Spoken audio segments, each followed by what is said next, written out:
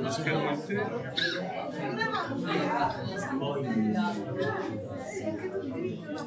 Vista l'evidenza.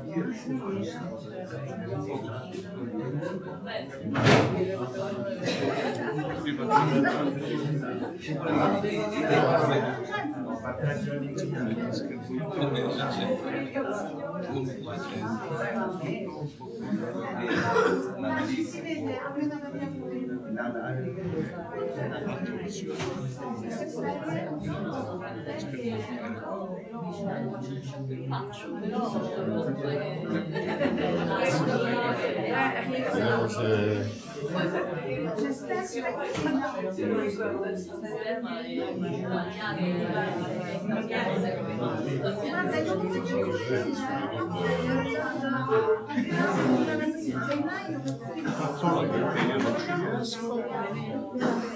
C'è un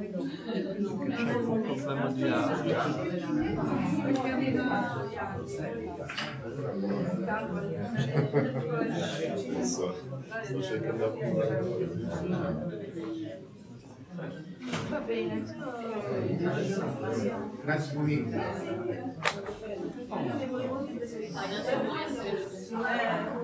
Claudia, ma certo!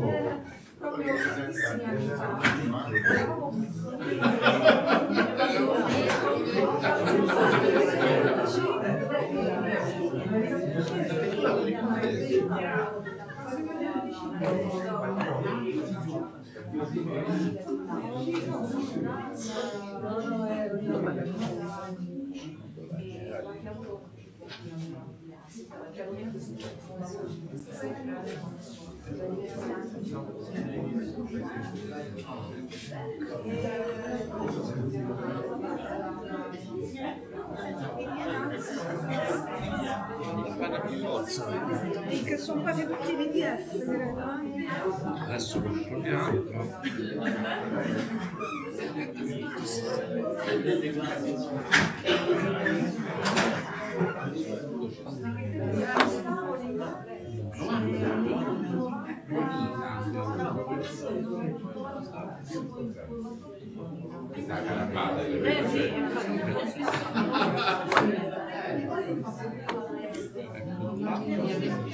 Quello lo scrivo.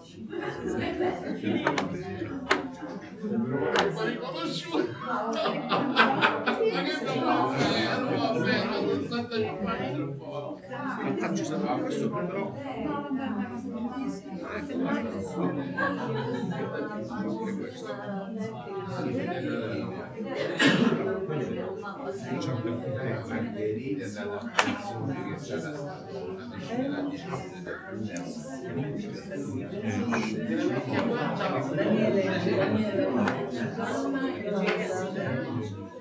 C'è rimasto un sacco di ricordi giù.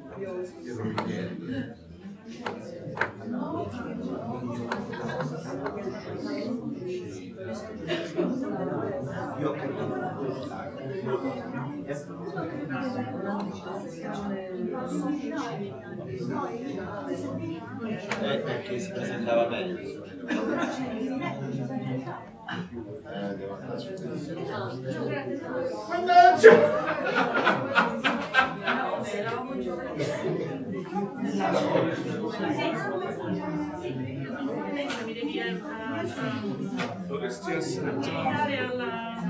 Dovresti essere già autorizzata.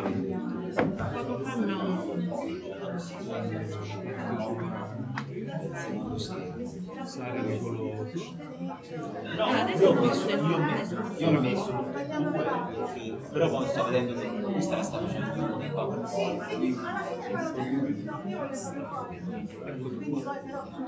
Devi mettere Sì. Voilà, perfetto. Aspetta, ma prima devo mettere a schermo intero. Aspetta, allora.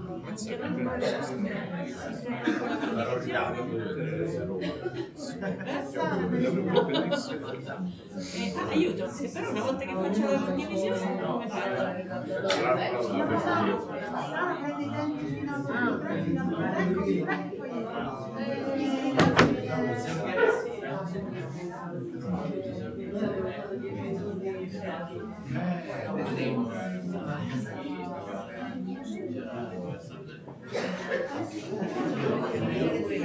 Faccio un lavoro abbastanza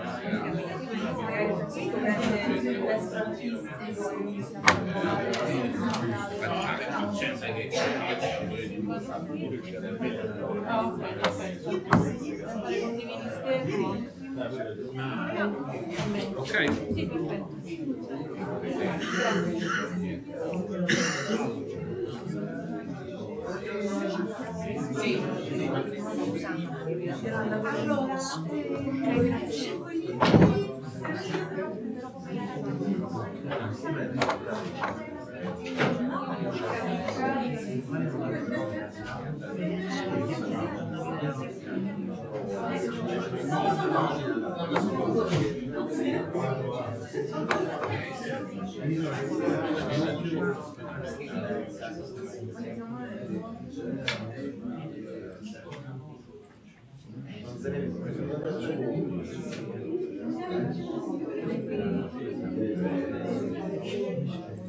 Per carità, racconta una cosa.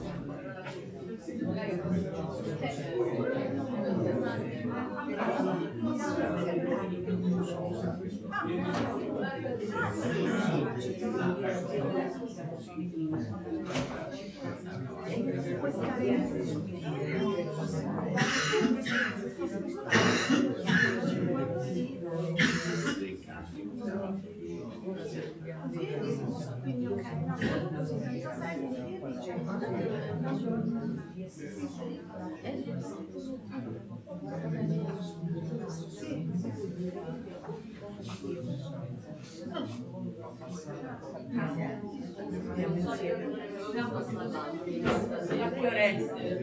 11:15, sì.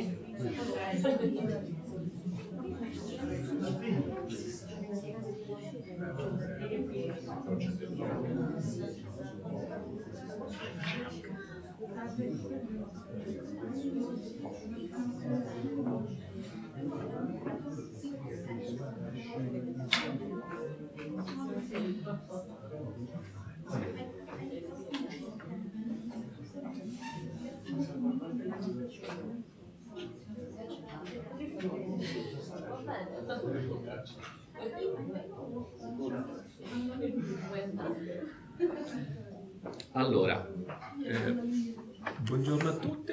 Mi sentite? Sì? Molto bene.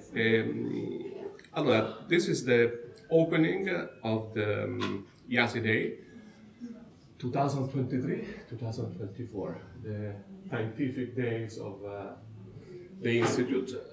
Today we will speak in English because we have English members in the audience. So we will, as customary, we will have an English presentations. My introduction will be in English, but of course we can chat in Italian in the meantime if we want. It's not compulsory. Very brief introduction. This morning is not a day, it's a morning, it's a compact. It's used just to tell us where we're going, a little bit of updates, and also an excuse to have a Christmas gathering with wishes after at 1:30. So all the guests are very welcome. We have an interesting and important invited speaker, Alessandro, who this time has been suggested by the bioinformatics group. We turn every year with an invited speaker from a different group. And this is very quick few words about the Institute, just because we are together, nothing particularly complicated or long. First of all, thanks to everybody for coming and attending. I like to think about what we did last year with the other Giornate Scientifiche of the Institute. It has been two very intense and full of emotions months, not business as usual, of course, at least for me, because I was not used to this business. I must say that we obtained many different accomplishments. First, the Institute is now running on several PNRR projects, 4 of them actually, and the burden on the administration and on the system has been very heavy, but now we are at regime and things are going. And for this reason, we must be grateful to all the administrative staff and all the efforts that we made. We also have a large number of prints. Actually, there are not 6, there are 7 to be precise. I forgot one. And others new projects. So the activity of the Institute is going very well, in my opinion. We're growing, we keep growing a lot. We have many postdocs, several of them, that went to obtain permanent positions in academia, which is good for them and also for us. We just launched yesterday a new set of call for postdoctoral students for assegni di ricerca, 10 of them actually, so we hope we can fill this position soon. We have obtained a strong position in the department of the CNR for which we belong in the projects in human intelligence that are growing in number and weight. The piano di rilancio of CNR, despite all, is still alive, has not been killed. So something is coming, and we should have also important news about extra funds that we get for new positions as a consequence of the accomplishment of the piano di rilancio. Not to mention the big efforts that were made for the progression careers of Articolo 15 that now see commissions form and selections that will take place in the first months of 2024. So things are going decently, I would say. It's an institute that is alive and is doing a lot of nice things. The Gruppi di Lavoro system is working well. Of course, this is one proof of that. My big thanks to Anna, Sara, Antonella and Claudia for the support given in the organization of these days. The science is going good, and IASI functions well. The future is bright, question mark. Well, we do have high hopes for that. So let's keep working, and let's go to see the scientific content of the day, not before having announced the fact that if you go to this website now, the new website of the Institute is online. This is something else that has been accomplished with a lot of efforts. The main efforts were in the last 3 days by Carlo and Bruno that had a big work to do. They're not here to take the compliments, but we'll give them compliments to them later. They did a great job to make everything work. The website is of course perfect, yet it may still exhibit some lines of improvement. Let me see where we are. We should be here. Okay. Of course, there are some lines of improvements. Okay, so you already sort of saw a little bit of it, and we are all here. There are the research groups and publications. There are news. There are the information about the seminars. There is a number of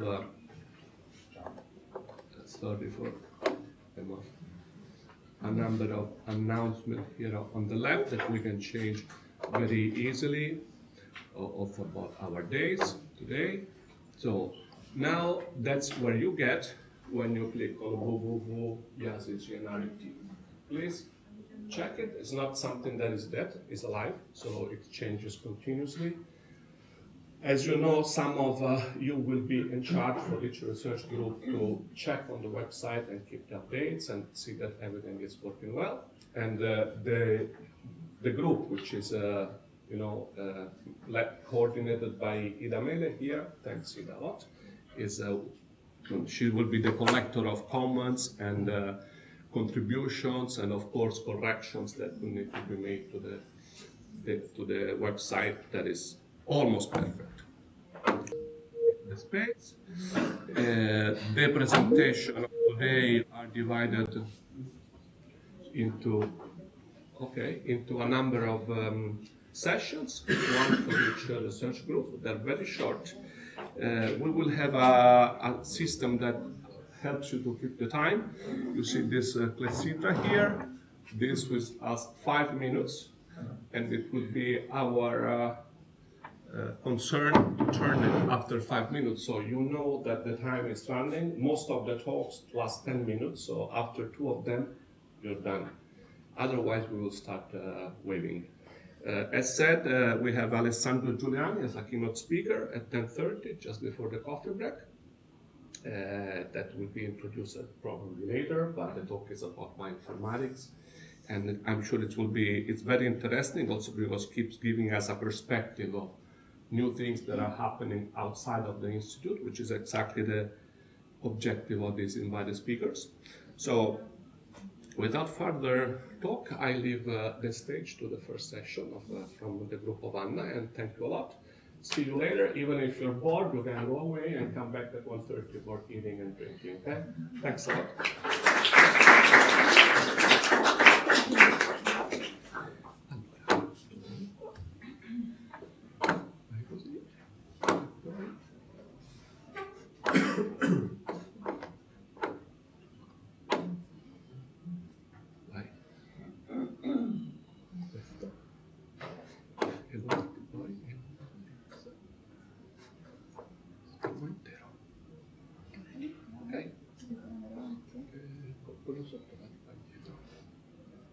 Okay. So, good morning. Just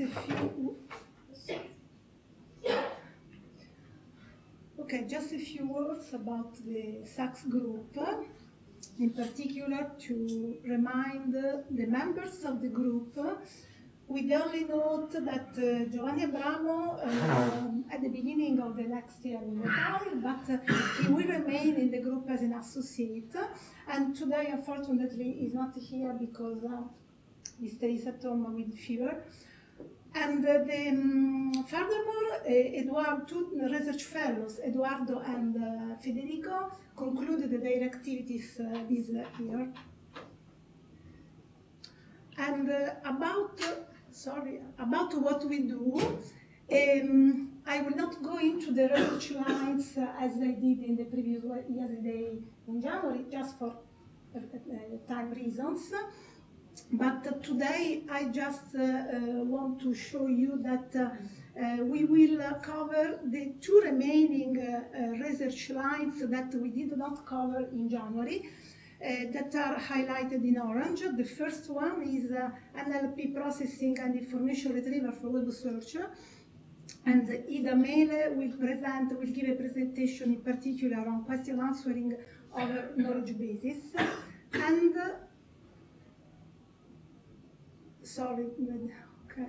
And the second one is a software engineering method and technologies supporting all the activities in the software lifecycle. And Guglielmo De Angelis is about to present his work on this topic.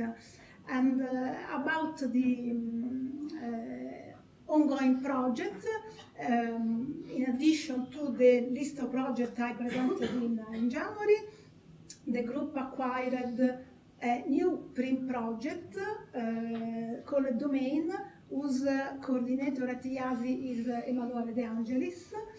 And this is a summary about the numbers of publication and activities of this year. So thank you. Ida.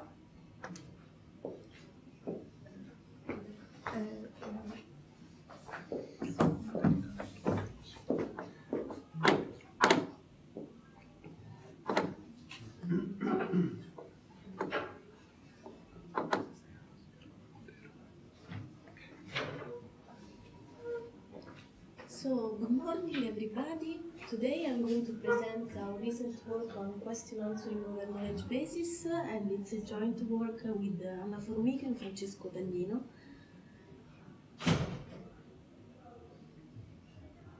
Let's get started with a quick introduction on question answering systems. This system basically reply to user questions, and popular examples are chatbots and conversational question answering systems. The questions posed by users can be very complex and require some reasoning. They also can have some ambiguous requests because the user may refer to a previous subject mentioned in the conversation. Moreover, in conversational settings, we have the challenging problem due to the voice interaction. And question answering is similar to information retrieval. Both the tasks help users find relevant information, but in information retrieval we are used to this type of interface where the user types some search keywords and gets as a result a ranked list of documents. While in question answering we have an interaction based on natural language that can be English or Italian or French. Question answering systems use information retrieval techniques for getting information from text, so basically from unstructured documents, but they also rely on structured databases of knowledge, also known as knowledge bases, and they use natural language processing for understanding the question and large language models for formulating the final answer. Today we are going to focus on understanding the user questions and querying the knowledge bases. Here we can see a picture representing the internal behavior of a question answering system. The system first analyzes the user question, and this step is very important to get information for formulating the query. The query depends on the source of information. If we have a collection of textual documents that can be local or online, the query is represented by keywords, as I said before. But if we have a knowledge base, like Wikidata or DBpedia, we need to create structured queries, for example, using Sparkle query language. Then, in both cases, we have many answers. The answer extraction module is responsible of selecting the best candidates used by the answer formulation module, which applies TFI GPT models for formulating the final answer in natural language. Today, we are focusing on the challenging problem of transforming a natural language question into a structured query. This problem is challenging because, as we can see in this example, the user asks a question using natural language. For example, which countries do the Danube and the Rhine traverse? And it's very different compared to the structured query in a Sparkle query language that we use for querying the knowledge base and getting the results. Either we ask a human to do this translation, but this clearly can't work with a million of users and billion of questions, so we need to rely on tools that are completely automatic or semi-automatic for doing the translation. And in the literature, several approaches have been proposed. Some of them are based on templates. So basically the templates are predefined by a human. So these approaches are semi-automatic because they require manually defined templates. The problem of these techniques is that usually we have many templates to answer all possible questions, so we have scalability issues. And also when a question is completely new, maybe we don't have in the pool of template the corresponding template. And so we need to create new ones. And so these approaches are good only for specific classes of questions. On the other side, we have completely automatic approaches that use machine learning or deep learning techniques. They require large data sets that are labeled, and this is costly to achieve because the labeling is manual. And in particular, with deep learning strategies, the training can be very slow and very costly, plus the precision is not so high. So we present an approach that is something in between. It's semi-automatic because it relies on a predefined set of query templates, but this set is small. Then we need to map all possible questions to the corresponding query template. That's why we use machine learning, in particular classification.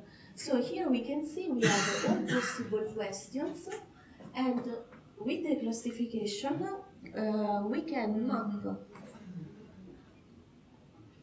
a question to a specific template. Why this is possible? Because questions are different among each other, but they share common features. They may share the grammar structure or some semantic features.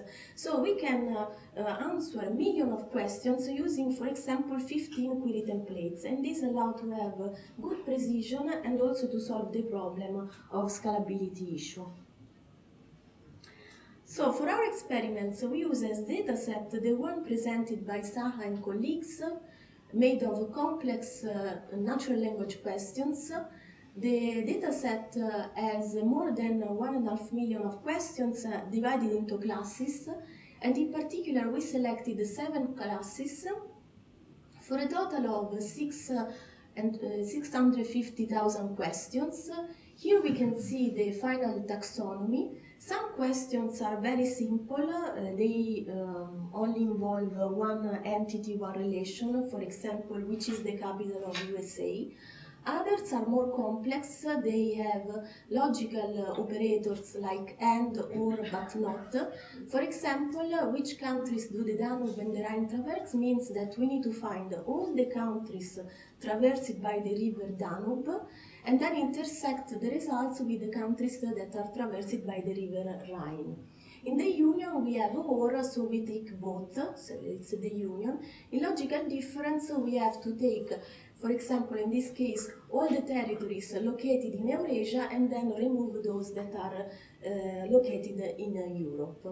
Other questions require some counting because they have comparative values, or they have the keywords how many, so they require some counting.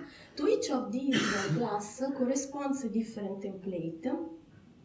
So our architecture is basically this one. Given the question, we extract the syntactic and the semantic features for performing the classification. In this particular example, the predicted class is logical intersection, to which corresponds the query template. The query template is not instantiated yet, so we need to extract the entities, the types, and the relations from the original question, which are the query parameters, to populate the template and get the final Sparkle query that is run over the knowledge base for getting the results. Let's see how we perform the classification. We experimented with 3 different classifiers, naive-Bayes, support vector machine, and gradient boosting decision trees, using syntactic features that reflect the grammar structure of the question and semantic features, so basically keywords. We also performed the feature selection to find the most discriminative features. For example, for discriminating between a logical union and intersection, very important is the term and the term or. Also, terms like more and less are very important for discriminating comparative over more and comparative over less. Regarding the results, we could observe good performance, especially with SVM and gradient boosted decision trees, using both features, and we also evaluated the final answer, so how good is the performance of the whole system starting from the natural language question to the answer, and we could see an improvement compared to an approach that is completely automatic, like the one presented by Saha and al., in both precision and recall. And the F-score, it's a trade-off between precision and recall, as an improvement of 0.54. So we have seen how important are question answering systems like chatbots and how they rely on knowledge bases, and we have presented an approach for formulating the query based on classification. As future work, we plan to use transformer-based models for improving question answering. If you are interested in this topic, here are some references of the work mentioned. In particular, I pointed out our paper published at KAIS this year, which is open access. Thank you.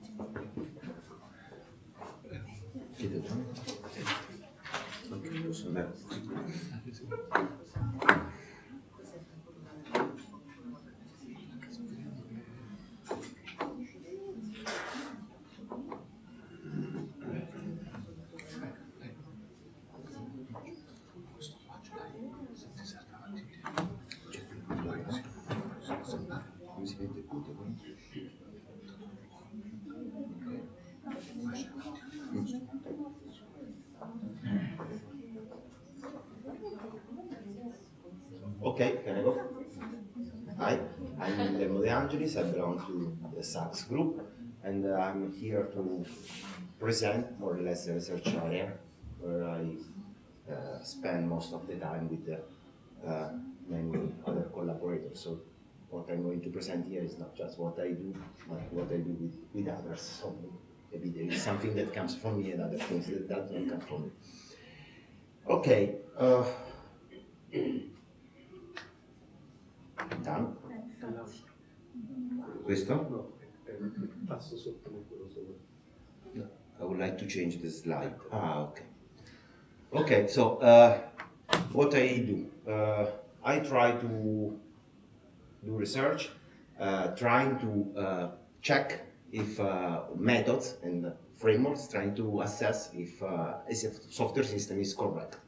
But what does it mean that the software system is correct? It's okay. It's a software system that completely abides to its specification. So there is a formal proof that demonstrate that there are no issues with a given software system. Or we have another way, so we can accept that the software system may have some flaws. And there are a lot of techniques that relax a bit the assumption of correctness on a software system, but try to, let's say, check if the software system still can do what it's supposed to do, but accepting that there are some flaws. And in this sense,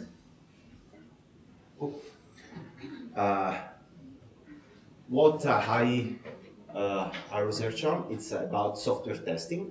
And software testing is a way for trying to discover flaws in a software system, just interacting with it. So the main idea is that I have a black or gray box, and I start playing with this box, start to stimulating this box, trying to highlight potential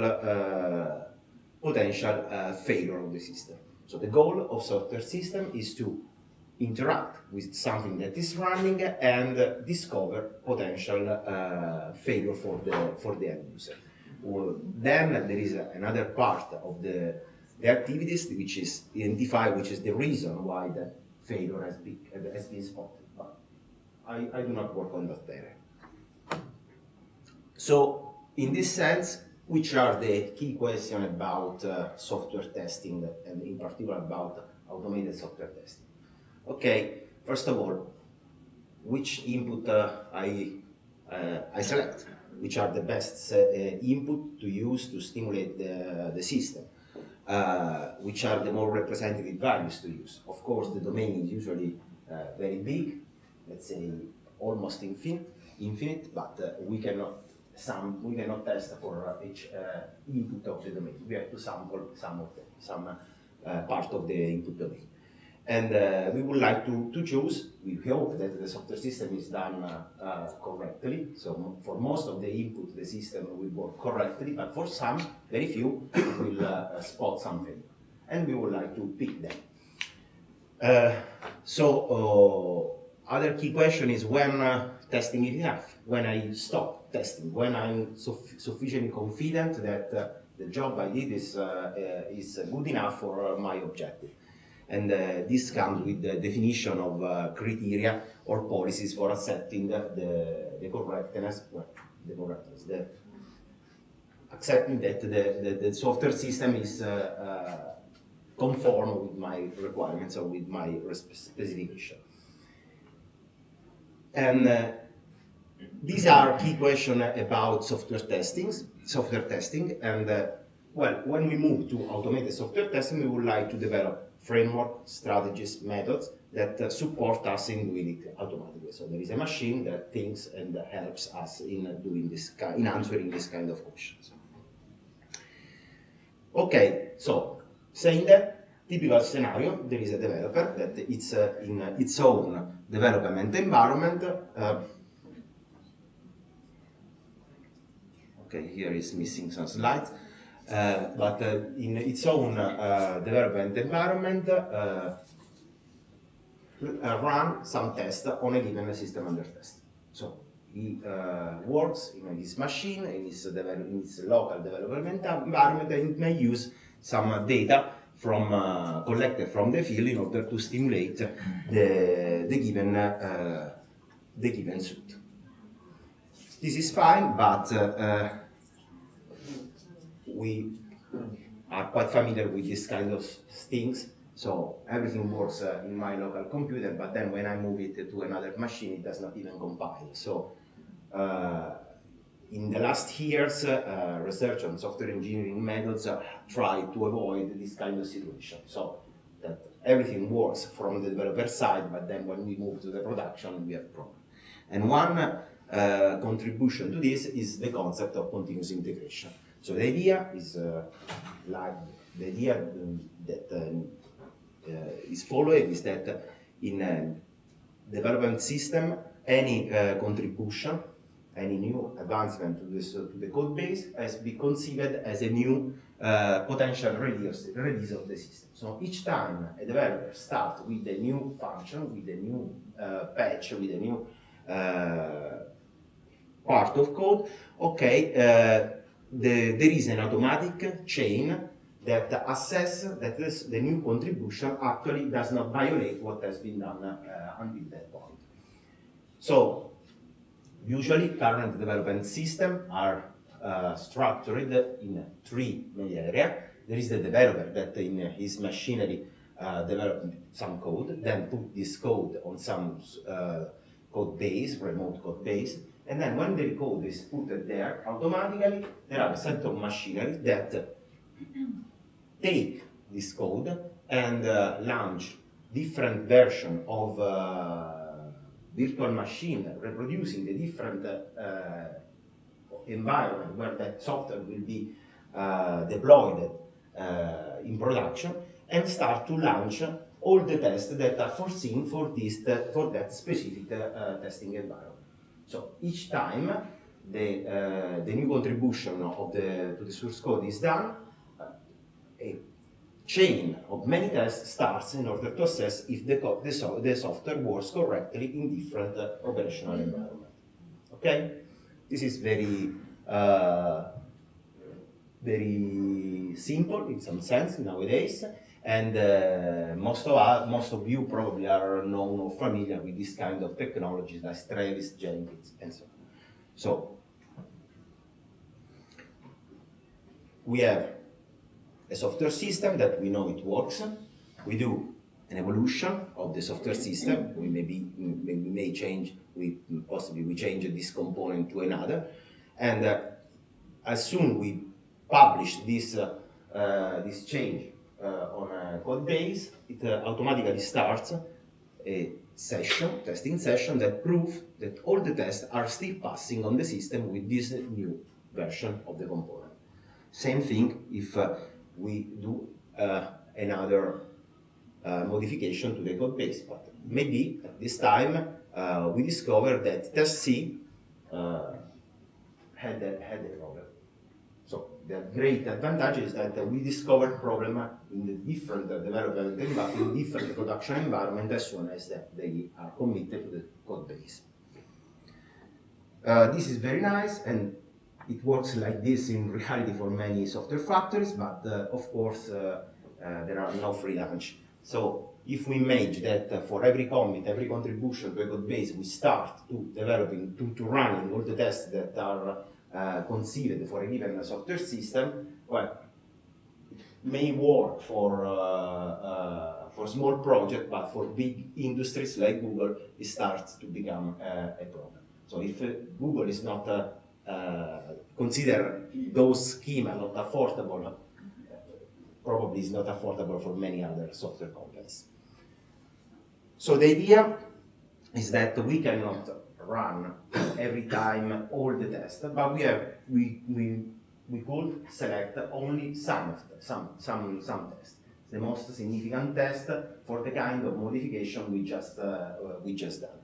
And a work that we done with Maurizio, Emanuele, and other colleagues in the previous PRIM was focusing on this aspect. So trying to discovering the similarities among test program. So if we are able to identify the test program TP1 and test program TP2 have some kind of similarities, we may decide to run both or run one of the two depending by the cases, or skipping one of the two depending by the cases. We can, in our work, more detail, is that we can assess the similarity based on concrete execution of the test traces, so what effectively the test done when it's run, or inferring potential execution path of coded in the test cases, but with the symbolic execution. Okay, starting from this idea, we developed a set of similarities metrics that are based, a set of metrics based on similarity, set-based or sequence-based similarities. These are not so interesting. The interesting thing is this one. First of all, we developed a framework called Hyperion that somehow include our ideas, and we experimented this framework in against two popular and quite large open source applications, full teaching and train tickets, and these are the results we got from our work. Okay. So fine, we can support continuous integration, and we can support strategies for selecting some kind, a subset of the tests that are coded in the continuous integration chain. But still, there are many open issues. So just selecting some of the tests is not really a big contribution. Why? Because in any case, in-house testing, so testing run in the development environment is always limited. So we always have the problem that we are not able to explore all the possible configuration of a given state. So there is, and this is true even though we consider data observed from the field. So we try to replicate scenarios that we already observe. So there is an emerging area. Here we have an issue with the slide. There is an emerging area that suggests to shift the testing activity from the development environment to the production environment, and possibly while the user are actually using the current system. So trying to exploit the variety of states that the software actually achieve at runtime. And of course, this idea includes or brings a lot of issues. First of all, isolation aspects. So there are a lot of technical and conceptual aspects. First of all, isolation. So of course, we would like to run tests online while the user are using their system, but we don't want to corrupt the user session. So we have to somehow prevent that the effect of the test actually impact on the real usage of the system for a given user. For example, if you are testing online your bank account, we don't want that for some test your bank account lose all the money. Then overhead. Launching a test online, of course, introduce some kind of overhead. So we would like to reduce this overhead. We don't want to damage the performances of the system just because we are doing some tests. And the last question is the last aspect, more interesting, is about activation policy. When we decide to run a test online, so when we decide that we never observed a specific scenario previously. And all these things, okay, I go. All these things have been, are going to be implemented, part are implemented and part not in the framework work project, which is another open source framework we offer at SACS, and it has been validated on three quite large open source, quite common open source project, Apache JCDS, Open Symfony Cache, and Alibaba FastJSON, and we did some experimentation. We collect some empirical results. So if you are interested in the topic, we can discuss about it. And also here we were able to publish some results. But okay, I said basically nothing in this presentation, just a few highlights or what I do. I hope it was clear, but this is the most important slide of this talk. So I try to give you an overview of 2 or 3 areas where we are working on.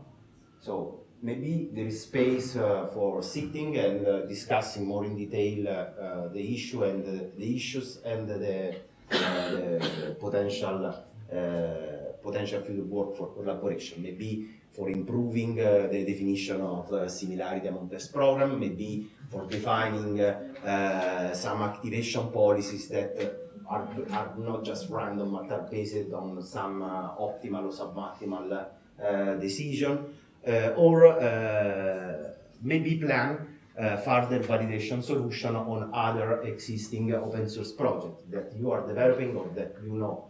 For example, on my specific interest is to experiment some in vivo testing techniques on framework like BioJava. So if some of you is using this framework, please contact me.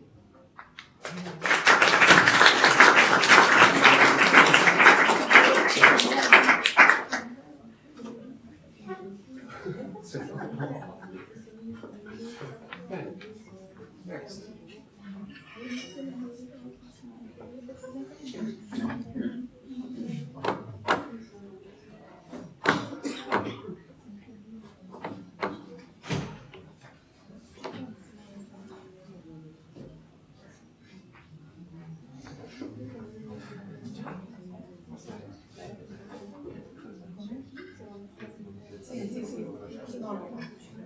Bene, allora la prossima sessione sia tanto nella paziente, il gruppo FISM. Prego, fai caso al microfono che il sta un po' troppo lontano. Sì. Il primo chi è? Massimiliano D'Angelo.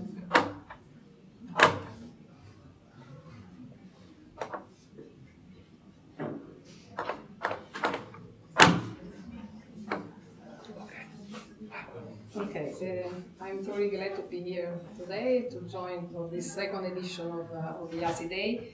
The idea for this version of Scientific Day was to concentrate on and focus on selected presentation from mostly deriving from young investigators who recently joined in our group. And So I didn't prepare any slide because I think that in the last edition that took place in January, we already presented the Physiomat group.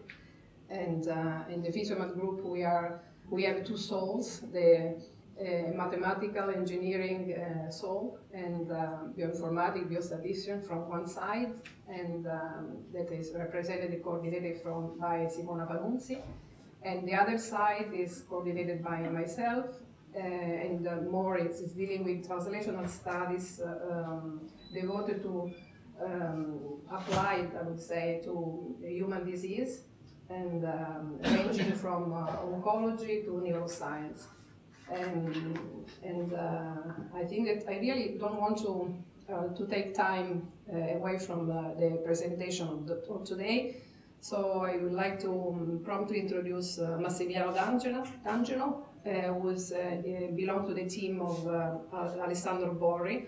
His presentation is Filtering Based on Machine Learning for Dynamical Systems in Biomedicine. Please.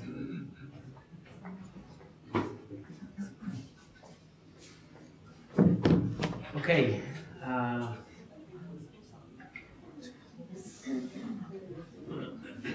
Okay, so thank you very much for the introduction. It's 1 year that I'm working with the Physiomat group at the IASI CNR, and already we have a nice, interesting and promising research going on.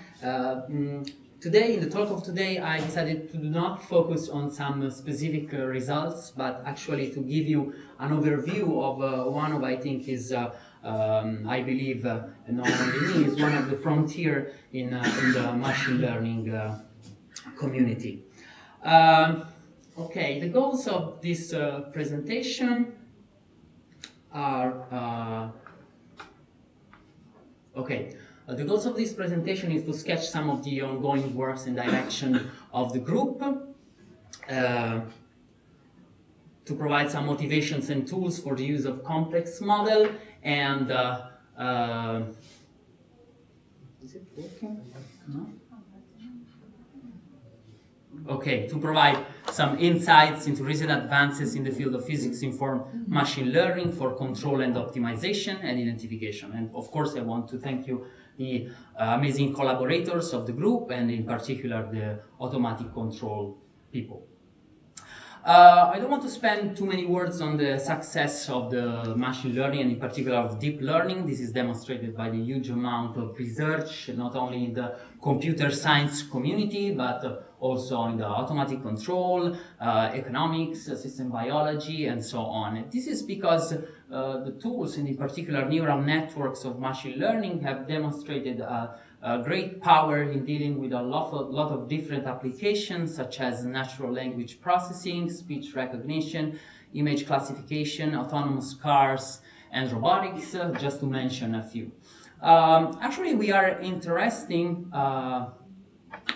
in the system identification problem. And for those who are not familiar with the system identification problem, is that you have a model and you want to estimate the parameter of this model. This is a common situation. And I think a natural question arises here due to this the success of deep learning. Why do we need to enhance machine learning? I think the answer can be viewed in this plot, when you have on the x-axis the physics knowledge of our system, and on the y-axis the informative data. Typically, machine learning is positioned here, when you have a lot of data and low or even absent knowledge of the physics of your system. While on the contrary, physics-based modeling is positioned here, and this is what the automatic control community does every day. So it's clear that when we have a lot of informative data, but also some physics knowledge of our system, we can deal with some physics-enhanced machine learning. And also, not always we have a lot of informative data.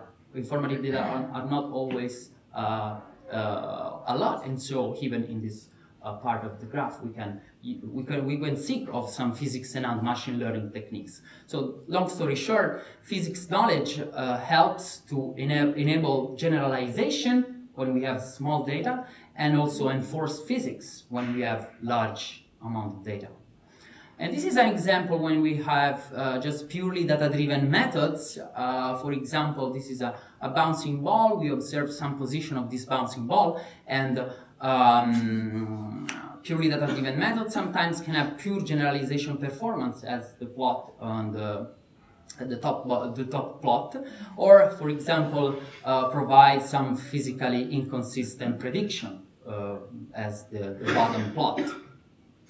I want to skip this slide for time constraint, and for those who are not familiar with neural network, just I want to give you the sketch. The neural network is a structure of this form where you have some input layers, some hidden layers, and some output layer.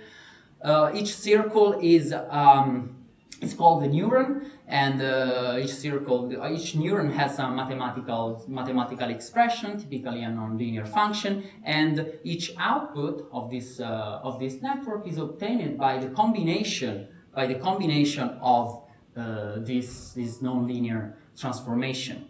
And the objective here is to learn a representation of an unknown function.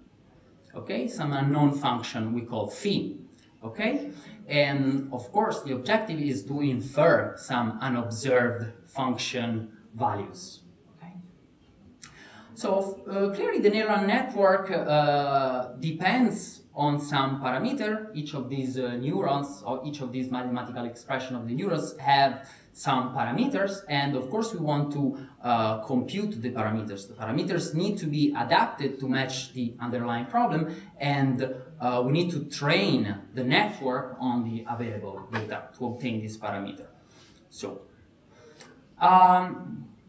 okay, how do we do? There is an optimization problem to find the parameters theta of the neural network. So given the training data, the couple psi and gamma, input and output, we propagate the training inputs through the network, so we obtain a predicted output, and we compute the loss. So this difference between the distance between the actual values of the output and the prediction outputs. And we obtained with some gradient descent algorithm the gradient of the loss function with respect to the parameters, and so we can update the parameters. So let's come back to our problem. So how to embed some physical knowledge of a dynamical systems, and so this is the core of the message I want to give you. We have a model of a dynamical system described by a differential operator, this f. So f is a function of y, which is the state of our dynamical system, and of course depends also on some derivatives of y, the time derivatives, but also partial derivative with respect to y, with respect to the space. So this model can be an ordinary differential equation, a partial differential equation, linear or nonlinear. Okay, so very general model. And we construct this kind of network structure when as input you have x and t, so space and time, and as output you have you want to obtain the state of your dynamical system. I forgot to mention that this f also depend on eta, on some parameter eta. Our unknown parameter of the dynamical system. So there are two main ingredients in this physics-informed neural network introduced by Raisi in a paper of 2018, now very famous. And the main ingredient are these two. First, we penalize the loss function not only with the data, but also with the dynamical model. So we add this the term in green. So this f, which of course depends on eta. And of course now the training loss depends both on theta, the parameters of the neural network, and on eta, the parameters of our dynamical system. And in the training process, we obtain both these parameters of the network and of the dynamical system. The other ingredients is how to compute the derivative of these state variables with respect to time and with respect to the space. In fact, in order to compute the green term in the training loss, we need to compute this f in the data, the y, but also we need the derivative of y with respect to time and with respect to the space. And so this task is performed by automatic differentiation. Of course, I don't want to go into the detail of this automatic differentiation, but just to mention that this is different from symbolic differentiation and is different from numerical differentiation. So that said, just another slide to taking into account also the noise. How we can take into account the noise. Now you have the same system as before, but now you have some noise. Okay, theta is as before the vector of unknown parameters of our model. So how do you deal with this noise? You write a filter equation. You write an estimator of this dynamical system that now is noise free. Okay, and the idea is to apply the same structure as before. So now the neural network is approximating the state, the estimate of this filter, and in your training loss you can penalize the difference of the solution with respect to the filter equation. So this concludes my presentation, and in this last slide I want just to mention some mathematical models we are using to apply these techniques and also to enhance mathematical models. And this concludes my presentation. Thank you.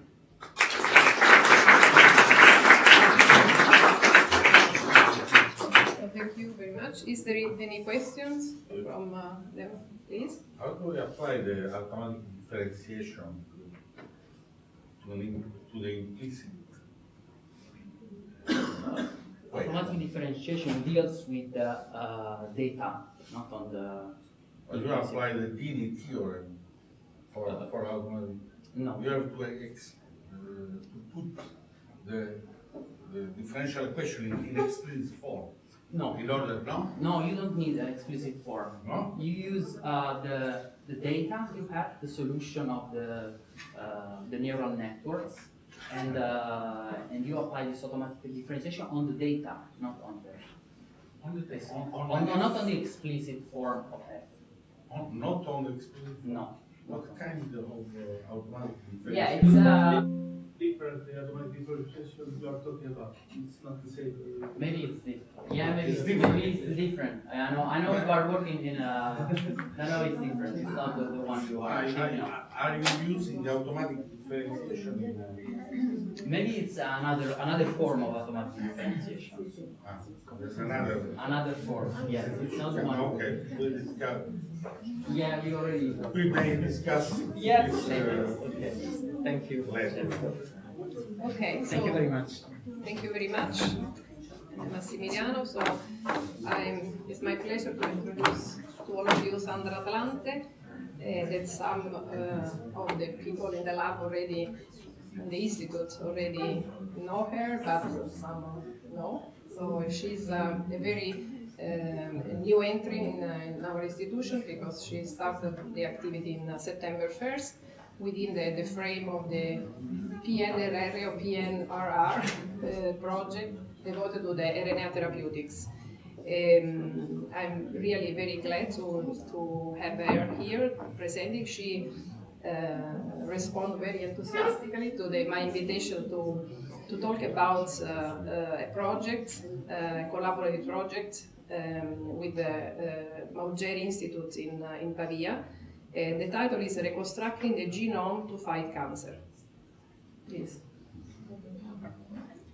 Just to know how this is working.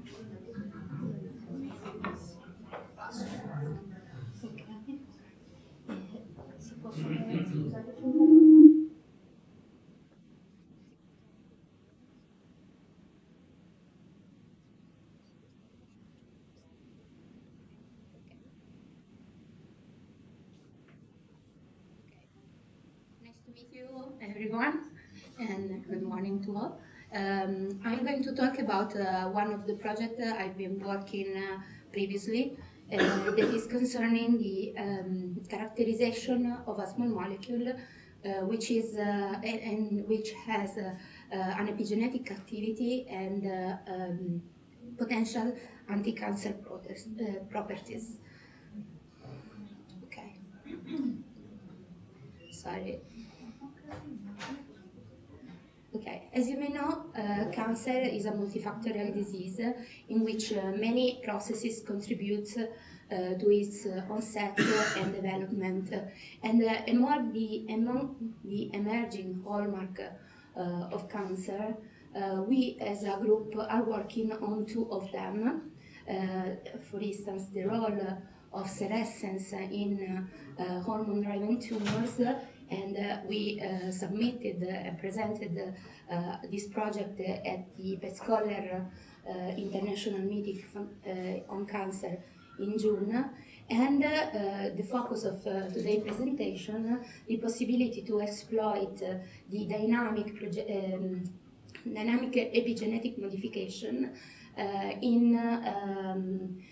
for self-hatred programming. And our poster, our presentation, our abstract has been accepted just Friday for the annual American Association for Cancer Research meeting in San Diego.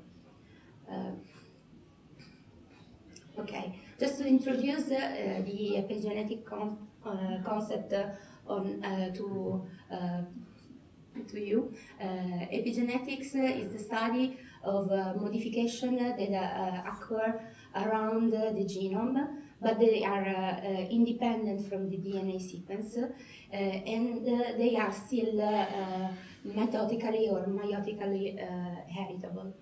There are three main mechanism object of the study. DNA methylation, mostly cytosine methylation and hydroxy methylation, non-coding RNA, which are the subject of our new project at the CNR, and that is about RNA therapeutic, and in which I'm going to be directly involved, and histone modification, such as acetylation, methylation, and methylation.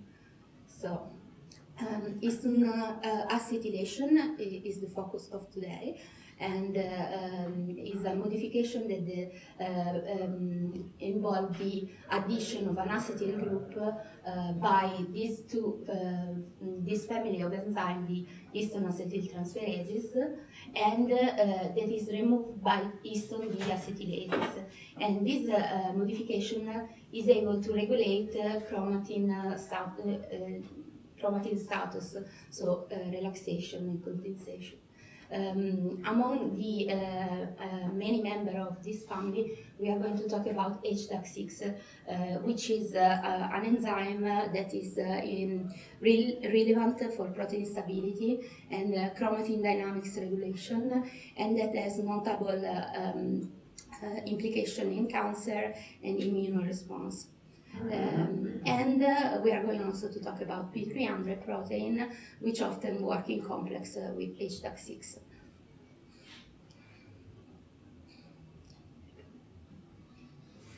Okay. No, okay. In this project, we use a pharmacological and a genetic approach to inhibit or inactivate the HDAC6, and we had the possibility to work on this HDAC6 selective inhibitor in collaboration with the Italfarmaco, a company in Milan. And as you can see, by administrating this compound to many models of primary tumor cells, we were able to reduce the cell proliferation rate. They grow less, even in a nanomolar range, so very small amount of this compound. And we obtained the same effect by genetically silencing HDAC6. Here, in this case, the effect is slightly, but is also very significant. Okay, just to show you one of the main effects of the inhibition of HDAC6. This is an immunofluorescence, and in green you can see the acetylation level of one of the main targets of HDAC6, which is the alpha-tubulin, and that that is present at a cytoplasmatic level. This means that this drug is indeed very selective and potent, and is comparable to the genetic inactivation. We didn't expect in our hypothesis to observe also an effect of HDAC6 at a nuclear level. Here you can see the nuclei of these cells. In blue you can see the DNA, and the green signal is actually the acetylation of the histone lysins. And as you can see in the inactivated sample, you have an increase of all these modification, even though here in the upper corner you can see that the total HDAC activity is not affected by the treatment. Therefore, we adopted a multi-omic approach to better understand the consequences of this chromatin remodeling. And from the ATAC6 and the chromatin immunoprecipitation for histone 3 K27 acetylated, we actually were able to understand that many regions were differently accessible in this case. And by the gene ontology analysis, and the gene ontology analysis revealed that there are many genes involved in the processes of cell adhesion, cell migration, that are related to the process of metastatization and cell proliferation, were actually downmodulated, and other group of genes involved in the apoptotic process and the cellular senescence, for instance, were instead upregulated. Specifically, by combining ATAC and ChIP-seq analysis, we were also able to generate two networks for the downregulated and upregulated genes that show us and give us that highlighted some specific genes involved in this process. Okay. Then from the proteomic analysis, we also the proteomic analysis also gave us an idea of what could be the mechanism undergoing this modification. And we realized that in the treated sample, there was an increase in the P300 protein level. As you can see from the immunofluorescence, always the green signal is P300, and from the Western blot. And this effect was reflected in an enhanced total activity, and probably due to a reduced interaction between HDAC6 and P300. As you can see, P300 increased a lot, but in the immunoprecipitated sample, the HDAC6 level normalized on P300 content in the cells is actually reduced. So this is the graphical abstract that summarizes what I've talked about, and we had a huge amount of data to show, but in 10 minutes I could only give you an idea, and we are just going to submit this article in this day. And as I told you before, we are going to present it at this big congress. And I would like to thank you all for your attention, and I would like to thank particularly Professor Gaetano and Dr. Farsetti, and also Chiara Cencioni and Dr. Santoni, which provided bioinformatic analysis for this project. And also, I wish you Merry Christmas.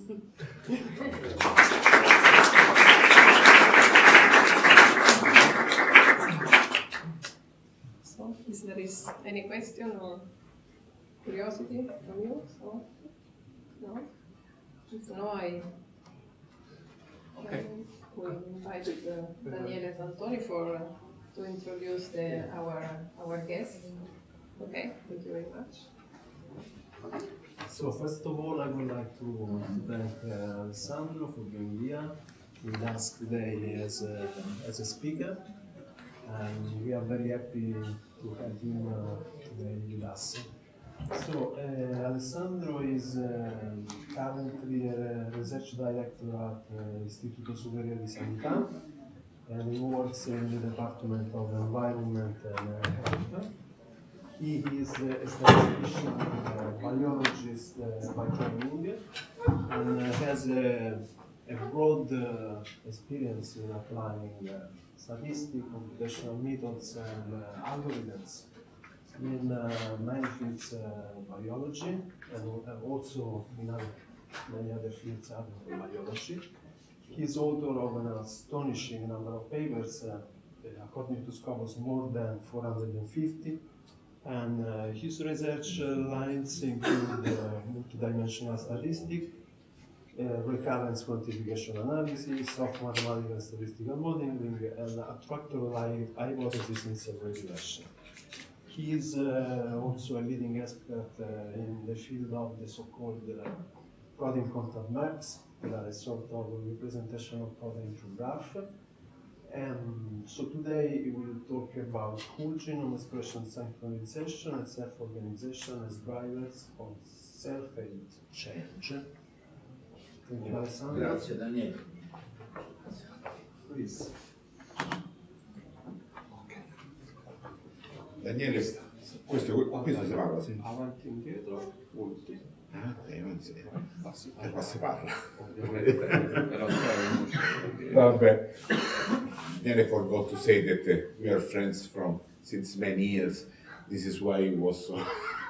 It's not an equanimous judge. So, I would like to tell you some thoughts about what does it mean to study biology with the eyes open on physics and on very basic physics. So I will start with what we... Ok, lo sapevo che non funzionava, mannaggia. Aspetta, non bene questo, no? Questo? Vabbè. Allora, James Clerk Maxwell, 1860, make this kind of thing that if you want to be appreciated as a real scientist, it's called a Gedanken experiment, a thought experiment. It's something about second law of thermodynamics. Say, let's imagine an intelligent agent that they call demon, and then is known as Maxwell demon, that is able to discriminate red and blue balls, with red very hot ones and blue cold ones. So he make the red, when one red ball approaches the gate, he make the red ball to pass by, but not the blue one. This violates, after a while, the second law of thermodynamics, because instead of perfect mixing of blue and red, so equilibrium temperature, is able to make a compartmentalization of the space in a red chamber, hot chamber, and a cold chamber. This mechanism implies the action of an intelligent agent and was taught by James Clerk Maxwell in order to say, okay, but this person, this demon, uses energy to do that. Or it was used in the statistical mechanics research as an image of, okay, we must go beyond the intelligent agent. If we have an intelligent agent explanation, okay, we don't have the real one.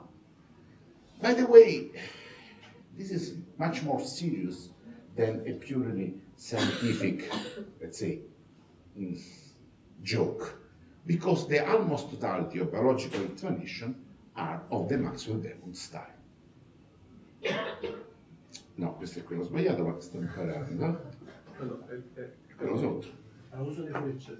Fatto. Via. Benissimo. Ok, basta così. Maxwell demons do exist in biology. The answer is yes. Now we go more in depth. When we say, okay, one protein recognizes a part of the DNA, let's imagine the mono model of gene regulation or a transcription factor, exactly that genes, and then makes that gene to be expressed, or an enzymatic catalysis. That enzyme recognizes that particular reactant and the other reactant and makes the reaction to happen because goes down the kinetic barrier of the reaction. So these facts happen.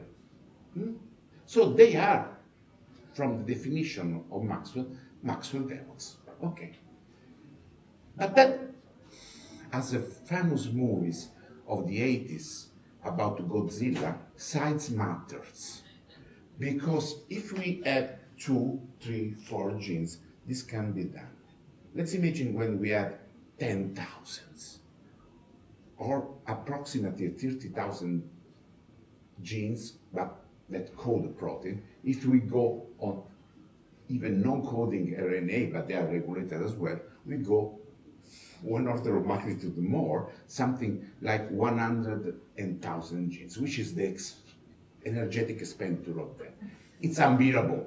We cannot work like this. So if we remain on the small side, that particular mechanism is okay. If you go in the change at large of genome expression, that is what happens, for example, when we have development, when we develop cancer, when we have cell transition, the fate, no? That, for example, the development of blood series, the hematological cell development, cannot work like this. We need something different. And I'm old.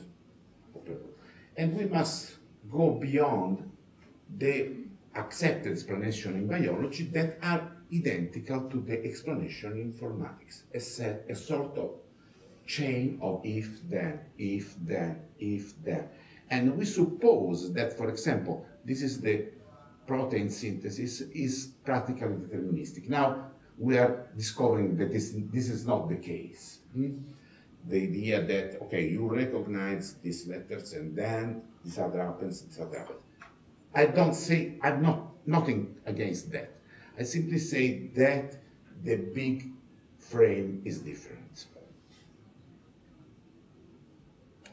It's a matter of scale, as Godzilla said. How long is the human DNA? It's 2 meters. It's 2 meters long, and this is collapsed in few microns of the nucleus. It's like having Everest on a golf ball. So this means that we don't have a random access machine, so something they say, okay, let's go there and see where my preferred sequence is. It's difficult. It's very difficult. It's much worse than find a needle in a haystack. On the other hand, this slide sketches the different level of organization of chromatin. In order to pack this chromatin, this 2 meters long DNA in few microns, we need a very hierarchically organized structure in which the chromatin is collapsed and makes there's a lot of terminology. But think of biology, there's a lot of names. And people that are not biology get bored by this name. So who cares? There are different level of packing of this thing. So the big problem is not to find the correct sequence, the correct gene to be activated. The big problem is to unfold selectively this horrible collapsed structure. And this is exactly what we see when, for example, the chromatin that is on a coarse grain, euchromatin more relaxed, and heterochromatin more condensated.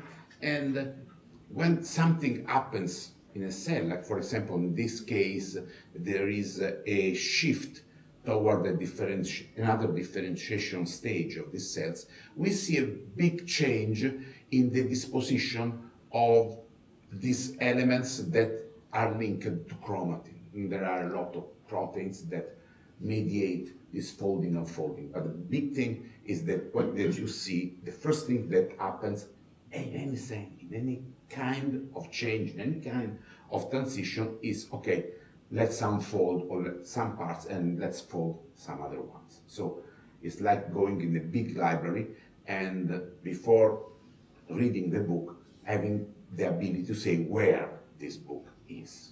That's the point. Again, what is true from a structural point of view is even true from a functional point of view. We are used to a pathway view. No? We say if something, let's say a gene, like the gene X1, produces a protein that in turn activates another gene X2 that produces another protein, and we are used to look at these pathways. This happens because this one and then this one. This is highly misleading, the panel A. In reality, we are in a network in which a pathway is a part of the network, but isolating a linear part of a network gives a wrong idea of what is really happening there. The network view is like looking at the wiring of an electronic device. And the wiring of an electronic device is important, but it's only say what is possible to do. It's not what you are doing, because the level of activation of these nodes, that is compatible with their constraints, those arrows, but provokes, and that is the point where a dynamical system is generated, a trajectory in a phase space where the same wiring structure can have different attractors, so different equilibrium states in which goes around. We know this very well. After all our cells comes from an egg and a sperm that fuse their DNA. But they have a lot of different functions. For example, neurons makes a very different job from an intestine epithelium or any other things. So this network is wired at a general level, but then expresses a lot of different attractors, a lot of different systems. If you prefer, if you have a map, you don't know which is the situation of the traffic in that map, where the car goes. Okay, this is why a network state, and this is very useful, are self-organizing maps. So something like Hopfield network. A network has a dynamical behavior. And, for example, if you, on the panel E, we see, this is a very long-studied situation, that is the development of blood lines. So the hematology, you know, in the blood there are different kinds of cells. There are macrophages, megakaryocytes, erythrocytes that are red blood cells. And they all derive by the same ancestor, CMP. That we can move this differentiation cascade toward different kind of cells, but they all come from the same. And if we imagine that these are all some in which each point is a particular gene, that the level of activation of a particular gene, and all the final products of this differentiation have a different kind of structure in this sum. Okay, but starting from the same wiring. That's the point. Okay, you are an engineer, so you know better than me these kind of things. This is the most basic elements, the so-called toggle switch. But which is a toggle switch? Imagine a gene X1 and gene X2 that each other inhibits. They inhibit each other, and they have a self-reproduction until a certain point. That lines, that horizontal line, points to the inhibition. Ah, io sono proprio negato questo coso. C'è qualcosa? L'ultimo? Ah, il più basso. Aspetta, no! Aspetta, Lo sapevo io. Vabbè. no, non toccare niente. No, infatti ho capito che andiamo come l'antichi. Ok, vai. No, questo. Perché mi funge a me? Ah, eccolo. Ok, this is an inhibitory interaction. This means that when X1 goes up, X2 goes down, and they have the same effect one on the other. What do you expect on the long run? The first answer is the wrong one. They are all at the same level. No, this is not the point. In a single cell, when there is such kind of toggle switch, a random fluctuation, for example, X1 goes for random reason much higher, makes its inhibition on X2 stronger than the opposite. So this fluctuation expands, and I have only two stable conditions, or X1 very high, X2 very low, or vice versa, never identical. The identical point happens only if this fluctuation is really random, and I have a 1 billion of cells. But inside the single cell, I have only an X1 cell or an X2 cells. These toggles which are very important, and it's not the case that the non-linear regulation of development in eukaryotes, so in superior cells, and especially metazoans, comes from sequence of viral origin. Probably you know that some viruses have two possibilities, or the lysogenic cycle, that means, okay, I stay there without doing nothing, or the lytic cycle, expand, amplify, like herpes, if you remember. Yes, so they are bistable systems, and these bistable systems were integrated during our evolution history inside our DNA. They are more or less 8% of our genome, and they are very important for, just for this mechanism, for keeping our multicellular organization alive. But we will go on this. The important point is that what you observe at the single cell level is different from what you observe on billion of cells. Okay, this is a so-called Waddington landscape. What does it mean? In the general sense, we have a descent from a totipotent state, or a pluripotent state, the hematological precursor, going down in the terminally differentiated cell. This is called a development. How our different tissues develop their specialized role. And this is exactly why cancer happens. Because happens is a sort of parasite attractor. It's very similar to the healthy one, but is just separated by a small kinetic barrier that goes down. So now one possibility that many scientists try to explore is to clean up this scale and try to make the cancer attractor to exit from this hole and go down in their preferred hole, that is the healthy one. The Nobel Prize in Biology in 1988 was won by Yamanaka, this a Japanese scientist that demonstrated that in very rare case, this mountain can be cleaned up, so they can produce stem cell, very high potential energy cell. They can become a lot of things from terminally differentiated one. This means this process can be reversed.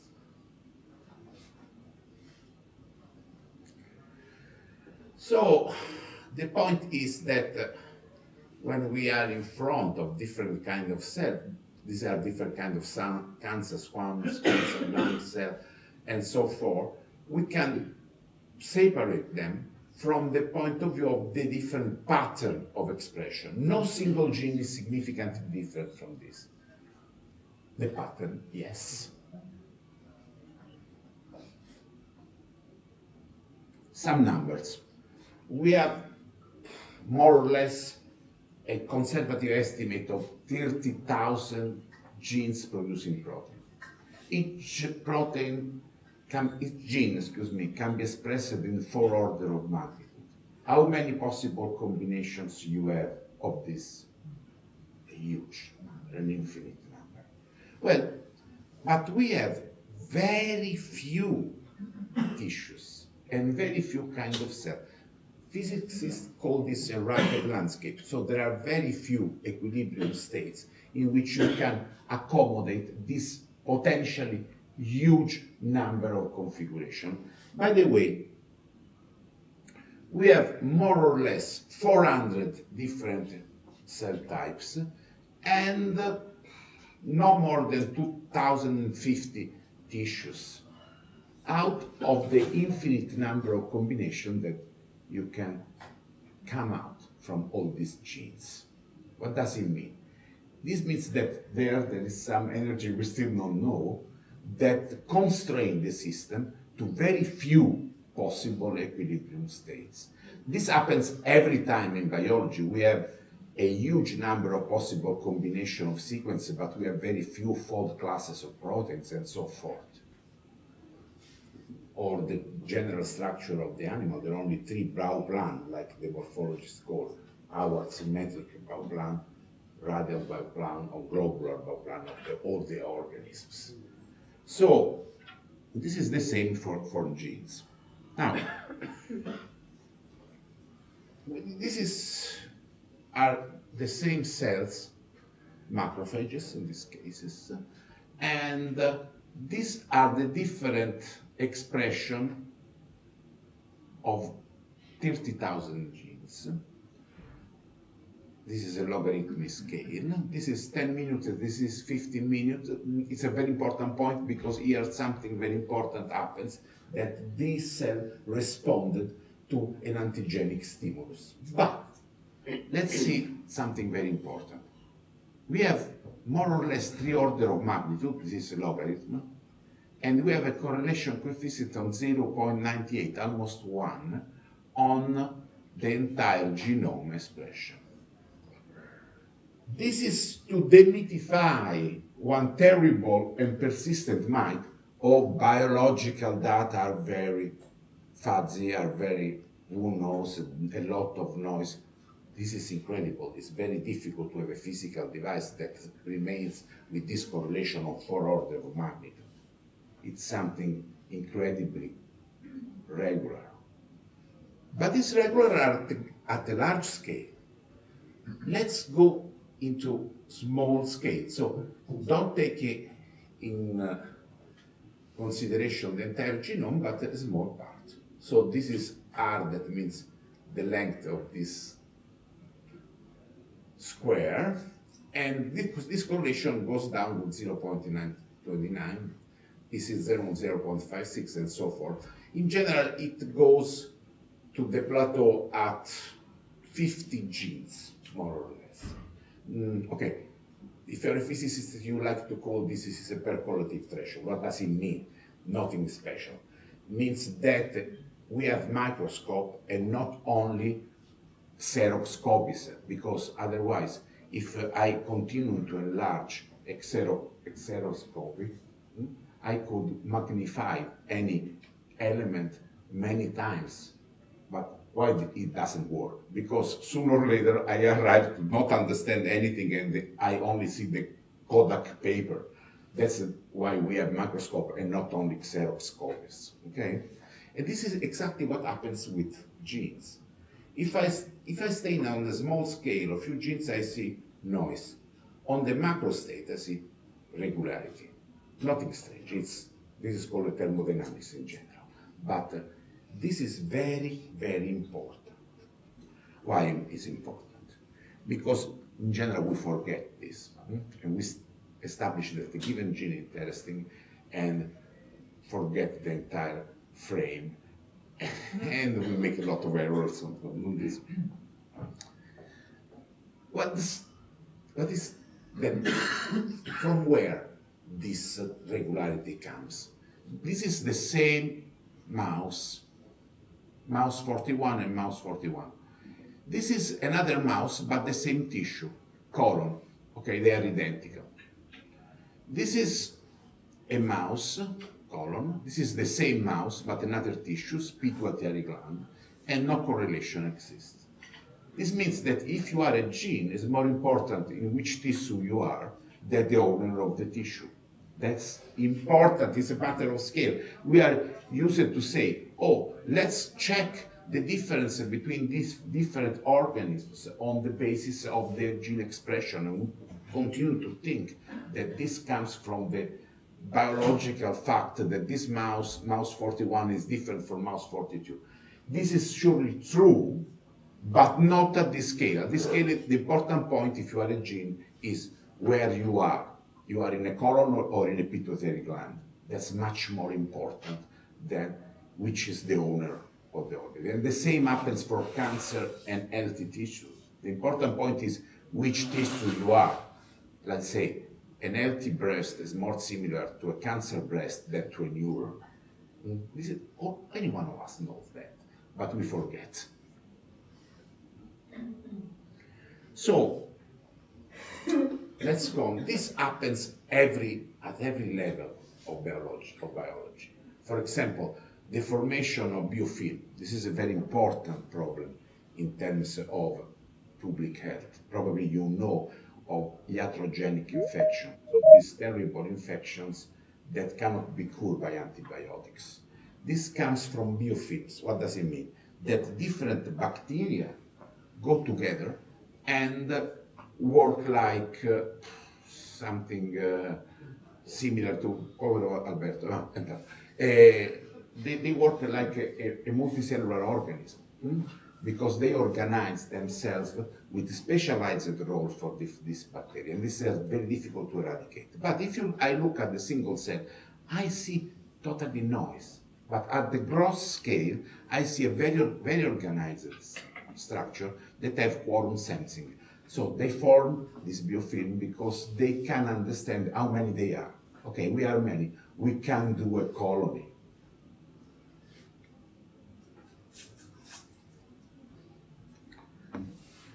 Last, because I know that we have not some time, there is a model, a very important model. Probably have only 5 minutes or something.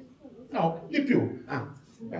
Okay, we have seen collective organization, we have seen something that is ordered on the large scale, disordered on the small scale. From where this order comes, we have seen there are attractors, so particular equilibrium states that comes from the constraint that hold between genes. How this order can change, how I can pass from one to the other, and how it's maintained. We see a very apparently paradoxical point that discovered that this order is maintained, is kept alive by the same reason why it can suddenly jump, so make a transition. And the model is called the SunPy. It's a typical statistical mechanics model that was developed by a very bright scientist that has a funny name in Italian. His name is Per Bach. Not Per Bach, but Per name and Bach the surname. And the basic idea is the idea of the SunPy. Imagine to put the sand like this on a surface. After a while, you make this kind of mountain. You continue to put the sand. What happens? happens that small avalanches happen on the periphery of the sandpile, but the sandpile remains more or less the same. This is a very interesting point because the equilibrium, so the fact that the slope of the sandpile remains the same, relies on the continuous building and destruction, building and destruction, building and avalanche, building and avalanche. And this is exactly the work how this complex structure in biology remains by continuous building destruction, building destruction, building destruction. That only happens on the periphery, exactly like a sandpile. So, given the environment continuously challenges biological systems, like gene expression, for example, but continuously challenged with not huge challenges, with the small challenges, and the periphery continuously to make avalanches, small avalanches that keep the system on the long run stable, even if locally unstable. This is called living on the edge of chaos or critical attractor, that it seems a paradox, but this is a critical stable attractor. Why there is criticality? Because something happens sometimes in an inexplicable way. The avalanches can make big avalanche by a domino effect, like something happens even on the Alps, and they grow faster and faster, and then they affect the core of the systems, and the sandpile goes flat, the catastrophe. This is, it's not important that happens with a huge change coming from the external, nothing similar, because this is the correlation coefficient of the similarity of moment by moment gene expression level of genes that are near in space. But happens something very obvious, that genes that are very similar along the chromosomes are co-regulated. Genes that are distant, not. We have exactly like the avalanche, we have only local cross-talking because they are near. And this is the same if you have a stimulus that provokes an avalanche, a change in cell differentiation. This is called the erregulin. This makes breast cancer cell to differentiate and returning healthy. It's a pity this happens only in culture. And the AGF that is not able to do that, even if it links to the same receptor. But the structural correlation is exactly the same. The similar position makes the correlation in regulation, like in the avalanche. What happens? There is in the case of a transition, in this case this cell undergo a transition because they stop to be cancer cell and they differentiate. They produce in the flask milk. It's incredible. It's an incredible change in differentiation. Well, we can separate some supercritical genes. What does it mean? These are the periphery genes, the one that in the avalanche makes the sliding down. Well, after 15-20 minutes from the administration of the A-regulating stimulus, the correlation between those profiles, remember that graph that I show you, no? The big correlation between the time, goes down from practically unity to 0.75. Then there is a near critical structure that they don't change so much. And this is the core. The core is the subcritical. Nothing seems to happen.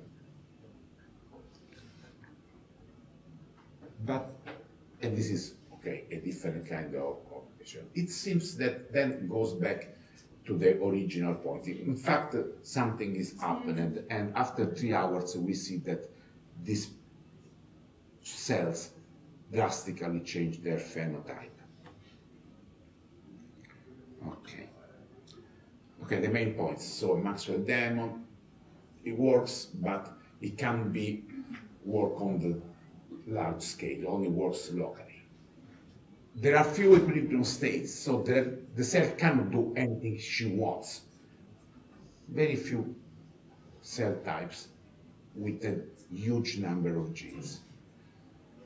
The massive genome expression change depends on the rearrangements of chromatin on the structure, and the co-regulation has a local character.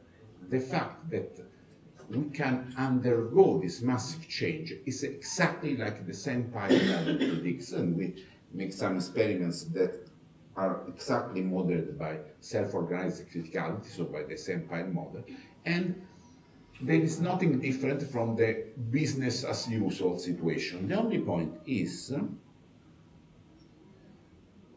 that okay, so if we make a principal component analysis, as we see this huge correlation, okay, this huge correlation in one dimension means that the first principal component explains the 97.95, the 98% of variability. This is in the condition of a stimulus that changes things. And the same in this stimulus that doesn't work. The second component is, by definition, orthogonal to the first. So it's the direction where the avalanches happen. It's the opposite of the stability. Okay? Let's see. This is the moment of the transition.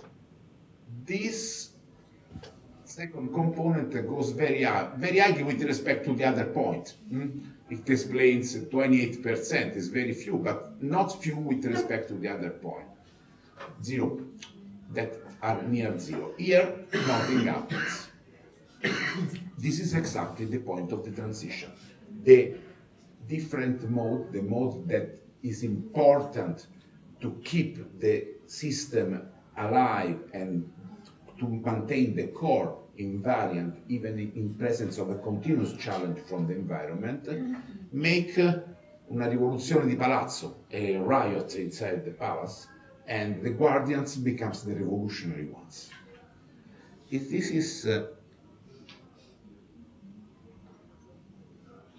why this very famous work that was very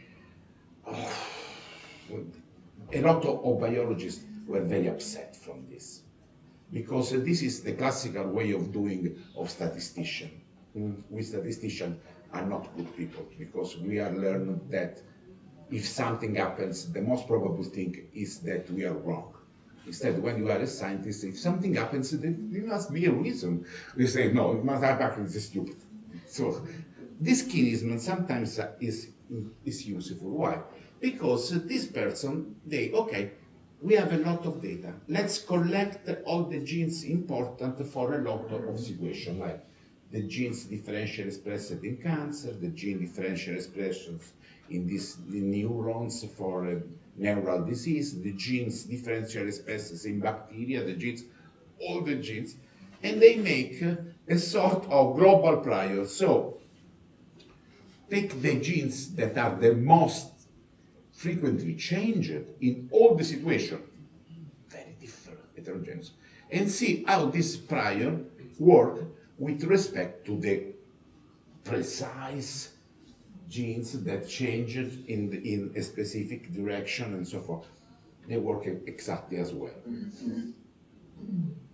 So if you take simply the genes that the most frequently are changed and used for discriminating, this is the AUROC, this means the area under the receiver operating characteristic rule, so how is good your discrimination, works exactly like a particular gene signature, let's say. Now we know why. Because the first step is, in any case, unfold the chromatin.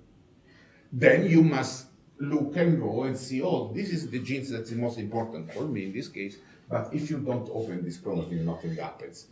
This is the side effects. Okay, we can skip this one and this nonlinear effect, and I go to the end. So these effects happens everywhere. this is why we are not able to generate very new drugs from the 80s. There's a big crisis in pharmacological industry. So. But this has to do with nonlinearity, but it's probably too long to explain. What I want to show you that these Praetorians, no, like the Praetoriani, that were in charge of preventing riots, it was like the Secret Service of the Roman Empire, was the one that it's like those genes that continuously move to keep the system, the invariant core of the system, identical. And they must move to face the continuous challenge from the environment. This is the concept of homeostasis that was set by Claude Bernard, the first modern physiologist in the half of the 80s, 80-60, like the same era of James Clerk Maxwell. But they are exactly the ones that, especially this happens in the Praetoriani in the end of the empire, that make the riots, so they promote the change. This is, in complex system, is the role of the so-called entropic reservoir.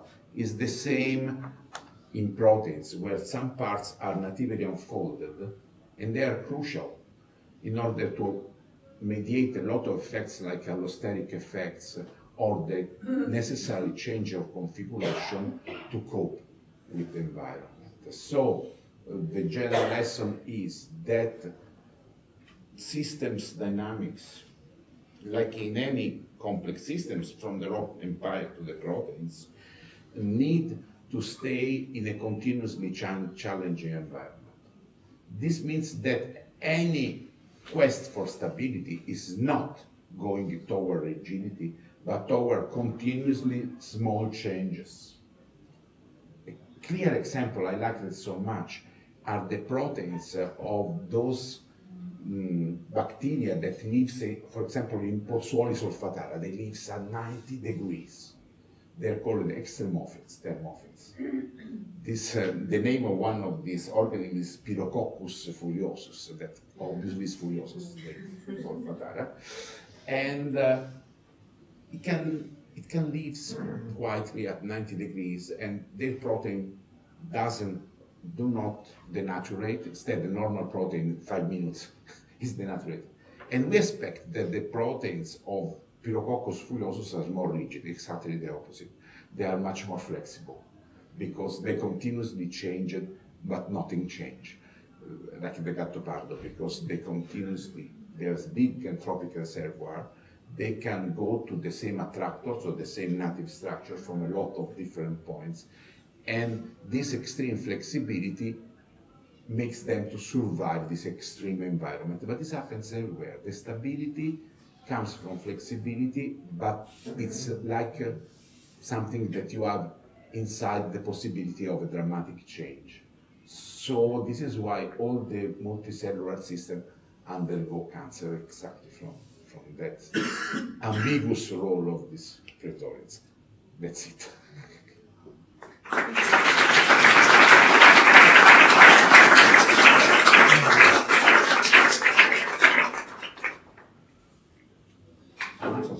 I have a question. Yeah. Also, very nice. My question is, does this situation that we more or less already identify, in the area of complex systems, allows you to tackle these problems with the same tools, using them in a different way, for example, statistics tools, modeling tools, machine learning, or are they not good? I mean, what do we have to do to study these problems? Okay, there are some, like the Beatles, all these black goldies. Principal component analysis was developed in 1901 by Carl Pearson, and it's perfect to work with this. Why? Because it has embedded something that is a naive but correct physical frame, because it's an eigenvector solution, and because it starts from a correlation matrix. When you start from a correlation matrix, it means that you start from a network. There is nothing basically different from a mathematical point of view from between a network and a correlation matrix. Think of a network. You have an adjacency matrix, so some 1 and 0 if there is a link between two edges or not. Think of a correlation matrix. You have a symmetric matrix with a correlation between different variables. You can have, you say, oh, but I can have not only a symmetric network, but I have, for example, a directed network. You have negative correlation coefficient. You can have something that is not symmetric. So if I take the eigenvectors of this matrix with their eigenvalue, they are the stable state of that systems. That's it. So it's a problem of interpretation. Let's go on. If I have a self-organizing map, for example, the Conan map, that I don't know why they are not more in fashion. I like it very much, the idea. What do I have?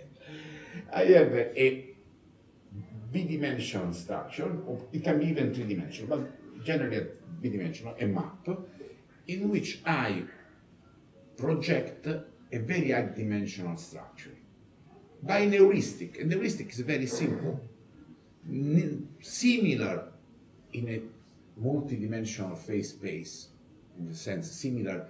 This is very old technique, is Pythagoras theorem, the Euclidean distance in this multi-dimensional phase must be near in that bidimensional space, and I do it iteratively, which is the mathematics that is there, something from the Hellenistic period, the Euclid, and something that comes from. It's very similar to the K-means, not so different. So the point is to make a working metaphor of what's going on. For example, I like so much deep learning, and it's very powerful in a lot of situations, but not in this. Why? Because there is nothing in nature that works in only one direction with different stratum, but normally we find some cycles. So it's very good for pattern recognition, but it cannot be equated by a simulation of such kind of things. Then there is a philosophical point. Why you use a method that must be similar to what you are looking for? For example, we use some abstract operation that have nothing similar with the physical nature of what you're doing. Simply because when we deal with biology, we cannot sketch general law, because the context is more important than the general law. This is very clear when you open a book of physics, even a book of physics of the secondary school. You study gravity, and the examples are made with cannonball, with skiers, with something that goes down from a palace, because it's not important, the object, it's important the general law. In the case of biology, that is not the case. Biology is an Aristotelian more than a Platonic science, and there is not exist the ideal cell. There does not exist the ideal monocyte. There are the monocytes, and so on. And so you use this technique like a bottom-up surrogate of a physical modeling. And this is my idea. So you can use anything. But the important point is the link with the matter, the reality that is there.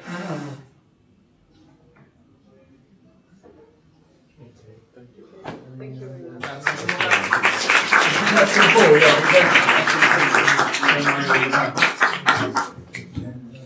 Adesso abbiamo una piccola pausa, ci vediamo qui fra 10 minuti e dovremmo avere un caffè qui fuori per riprendere le forze. Grazie.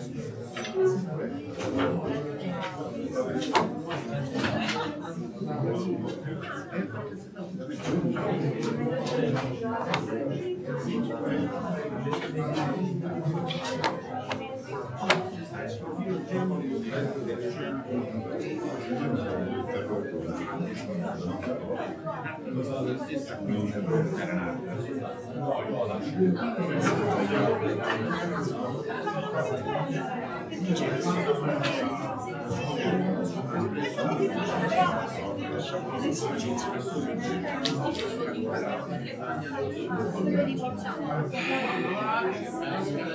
quello che abbiamo mettato il microfono. Le persone che danno fastidio, però vedo che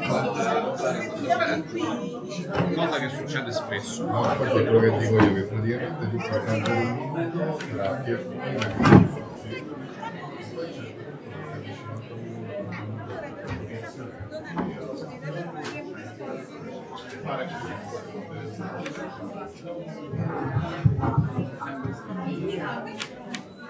Qualcuno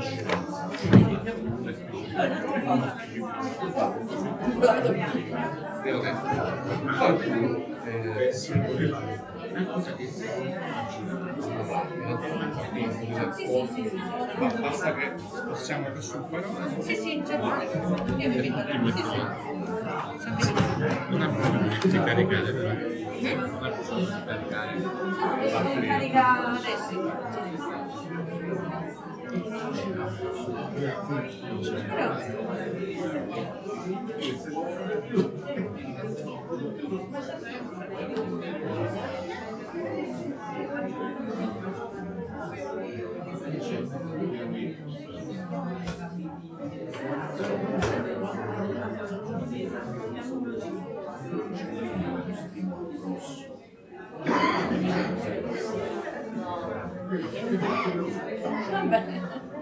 Va bene.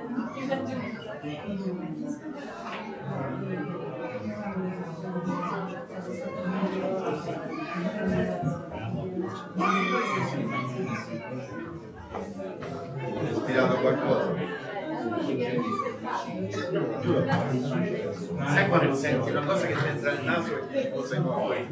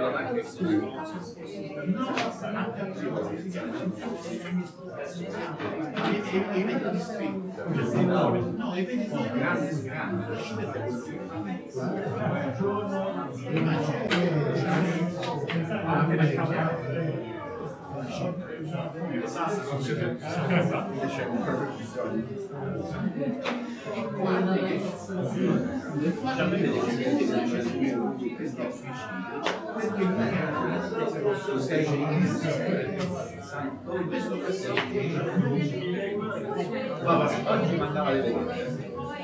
Ma solo mi serve. Che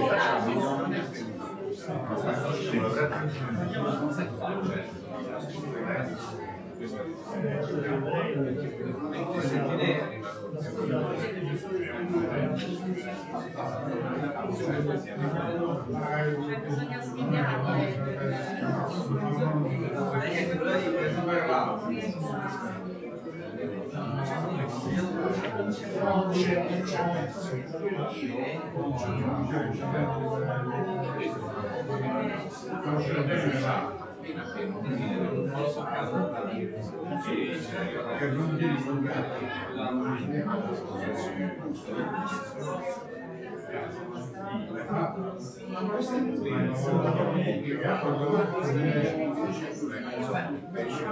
Qualcosa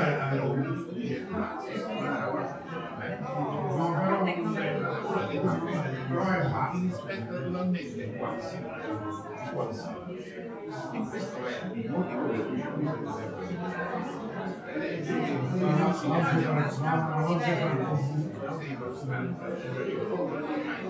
di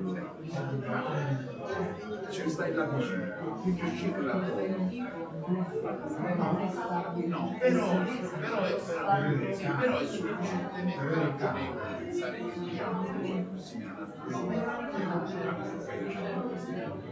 ma non è una speculazione, anzi, piano il paese si pone d'accordo, che quindi per facendo, quindi è un po' allontanato. Vedo che c'è sì,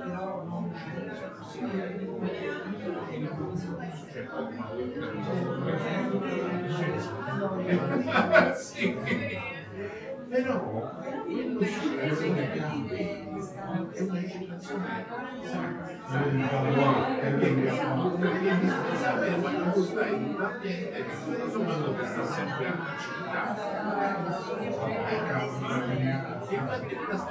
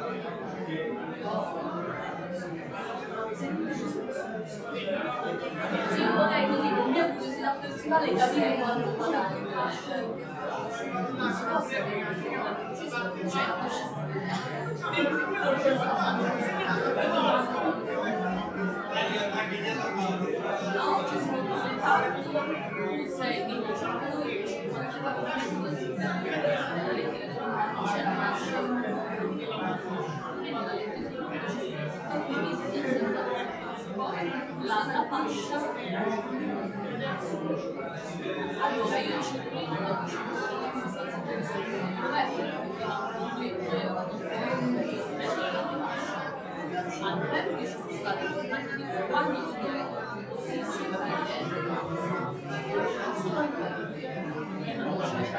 Scusa che non ho visto proprio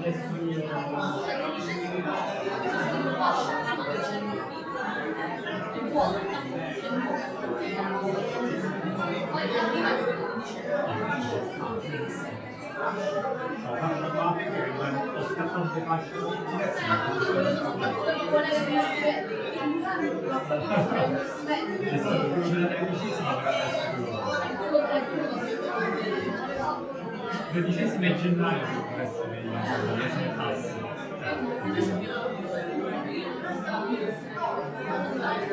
Guardi che non si capiva che cosa era sessuale, che cosa era un Natale.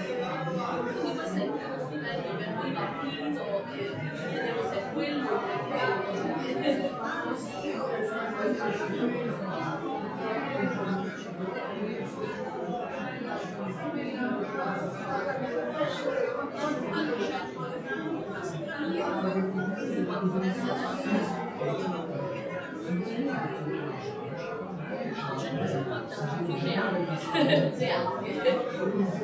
neanche ma sufficiente che non ci stanno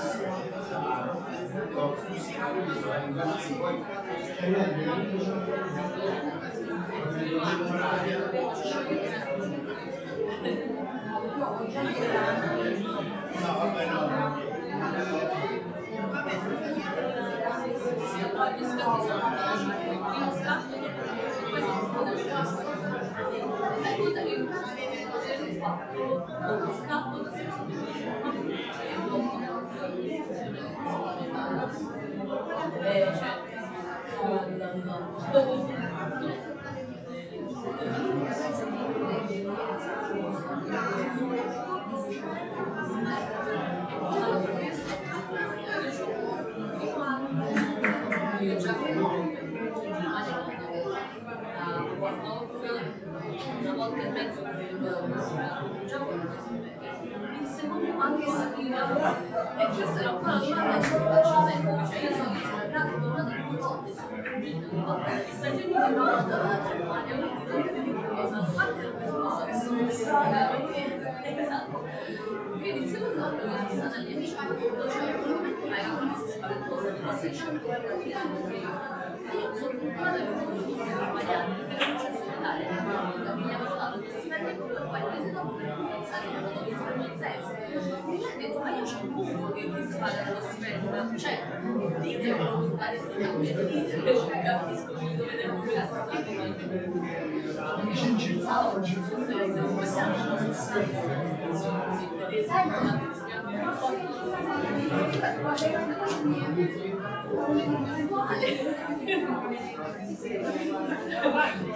io ho scoperto che anche in Italia hanno un scatto di serietà. Esatto,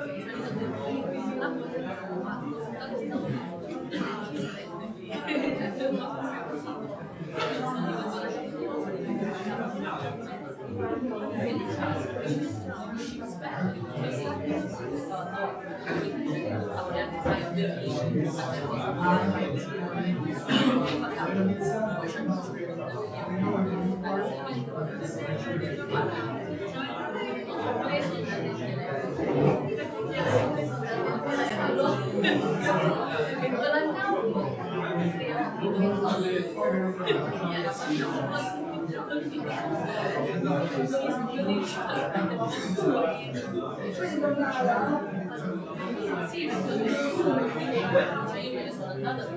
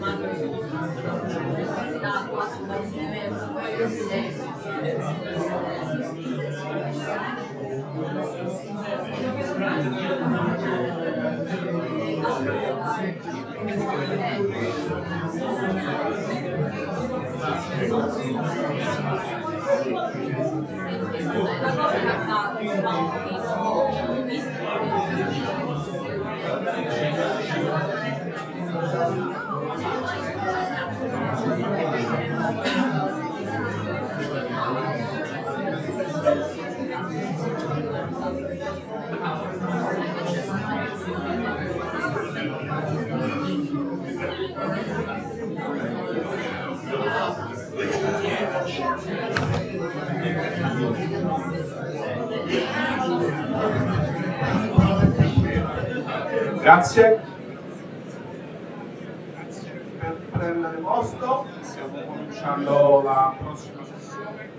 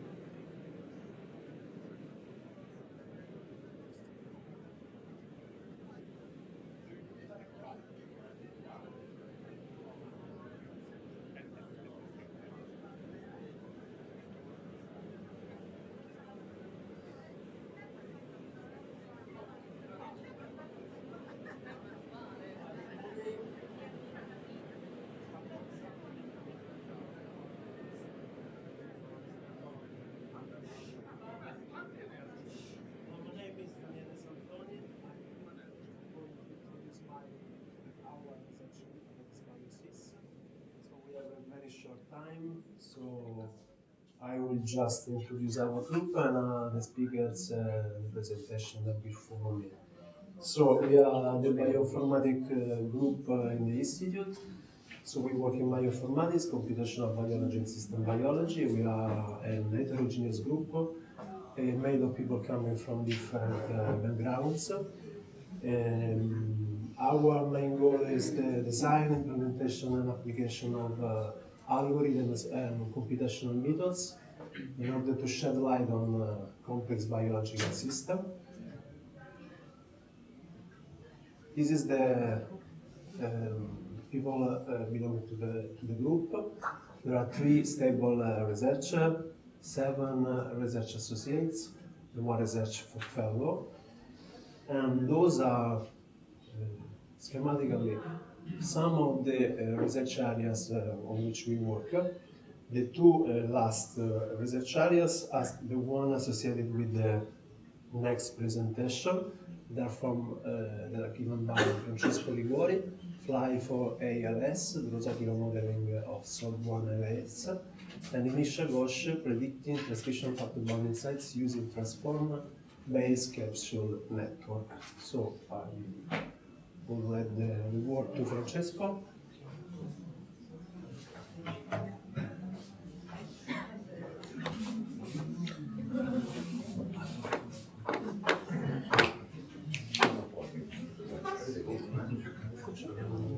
Questo è l'elastica,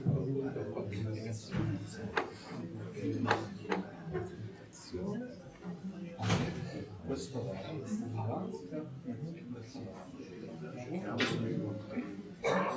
farlo andare sotto il risultato là.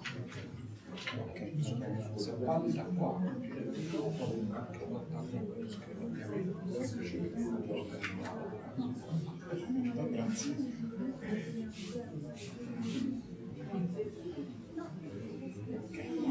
Good morning, everybody. I'm Francesco Liguori, and I will introduce you our research project concerning Drosophila modeling of SOD1 ALS.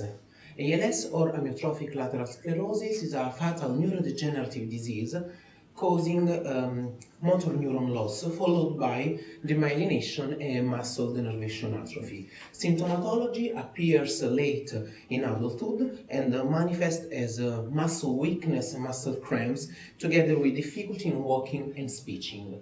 From a genetic point of view, amyotrophic lateral sclerosis is a very complex disease because it may be caused by several mutations in all these genes. And despite the huge effort of researchers, there is still a gap of knowledge between what happens before that motor neuron degeneration becomes evident. So in order to address this question, we are modeling amyotrophic lateral sclerosis linked to SOD1 gene mutations. In order to do so, we are exploiting many animal models given the lack of human tissues to study. And in my lab, from many years, is used murine model, SOD1 G93A, but from a couple of years we are trying to exploit the potentialities of a new model organism that is Drosophila melanogaster, the common fruit flies. Why Drosophila? First of all, because Drosophila from more than a century is considered as a very valuable model organism in biology, thanks to several benefits such as small dimension, short life cycle, and first of all the lack of ethical concerns because it's an invertebrate model. But going more deeply into neuroscience, it's possible to generate human Drosophila models. In particular, Drosophila expressing human gene mutations, in particular tissues or stadium. Moreover, there are the availability of several tools to characterize the phenotypical pathological abundances in Drosophila expressing mutant genes. So, okay.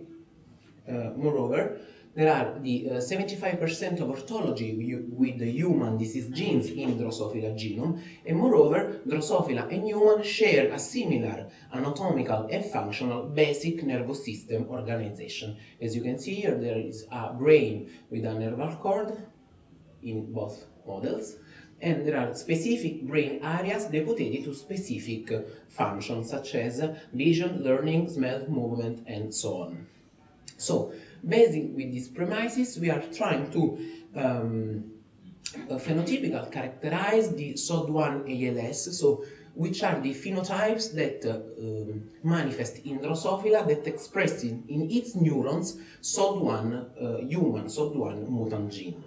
The step 2 of our project is a drug repurposing strategy that we exploited in collaboration with other IASI people such as Professor Paola Paci and Dr. Federica Conte and Giulia Fiscon. And step 3 is to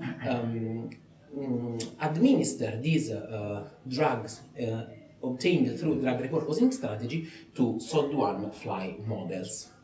So starting from step 1, we used in particular 2 strains of Drosophila, one expressing human SOD1 A4V mutation and another one expressing G85R mutation of human gene SOD1, that are 2 mutations linked to amyotrophic lateral sclerosis.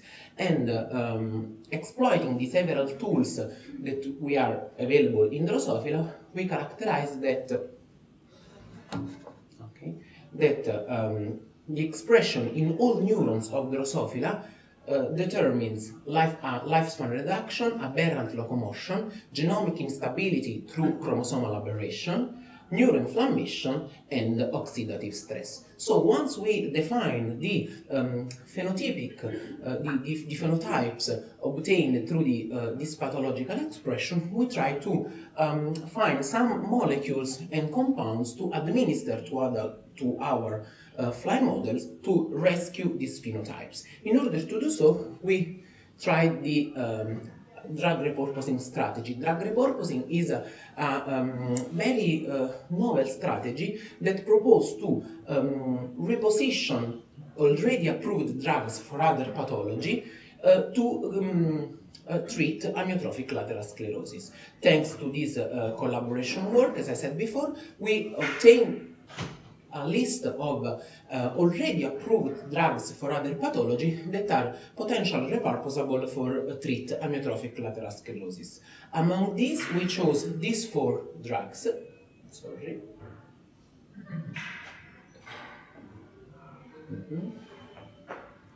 Okay, these 4 drugs, modafinil, clomipramine, amoxapine, and mianserin, because they are histaminergic modulators, and from almost a decade in our laboratory we are trying to characterize the link between histaminergic signaling and amyotrophic lateral sclerosis. So, once identified these 4 potentially repurposable drugs, we administer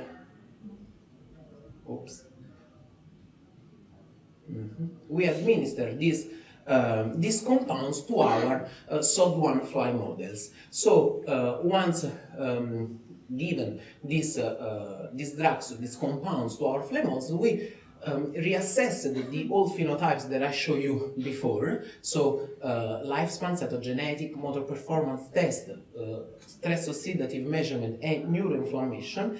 And once analyzed all the data, we determined that clomipramine was the most promising and most effective drugs. I don't want to go into detail in order to not annoy you, but I swear that clomipramine treatment ameliorates lifespan of SOD1 models, determines a decrease in neuroinflammational markers, and ameliorates motor performance. I'm trying to show you how we measure climbing test. I don't know if video.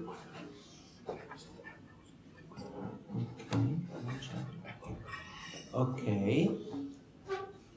This is a typical climbing test in Drosophila. Okay, it doesn't work, but as you can see here, these are Drosophila SOD1 that have been treated with clomipramine. These are untreated ones, and as you can see here, flies with ALS do not climb. Instead, treated one re-ameliorates their motor performance. Okay? So we obtained this result, highlighting that clomipramine treatment may ameliorate SOD1 pathologies, and so we decide to move forward and measure the clomipramine effect in a more complex vertebrate model, that is the SOD1 G93A murine model. During this day, we received this mice model at Istituto Superiore di Sanità in Popoli and Potenza lab. So we are continuing this preclinical validation in order to assess the potential beneficial effect of clomipramine in SOD1 ALS. So, to conclude, we demonstrated that Drosophila is a valid model to phenotypically characterize the pathogenesis of SOD1 amyotrophic lateral sclerosis. We found through SaveRunner in silico study potential repurposable drug for ALS that we test in vivo in Drosophila models, and this screening in vivo led us to identify the beneficial effect of clomipramine. So let me thank you all collaborators, BioSys people, Federica Conte, Viscon, Professor Paola Paci. This is the lab where I work in Santa Lucia, directed by Dr. Cinzia Volonté. Thanks to Neuroimmunology group of Santa Lucia with Professor Giovanna Borsellino and Dr. Angelini, and Fiammetta Vernilab in Sapienza University. Thanks all of you for attention, and Merry Christmas.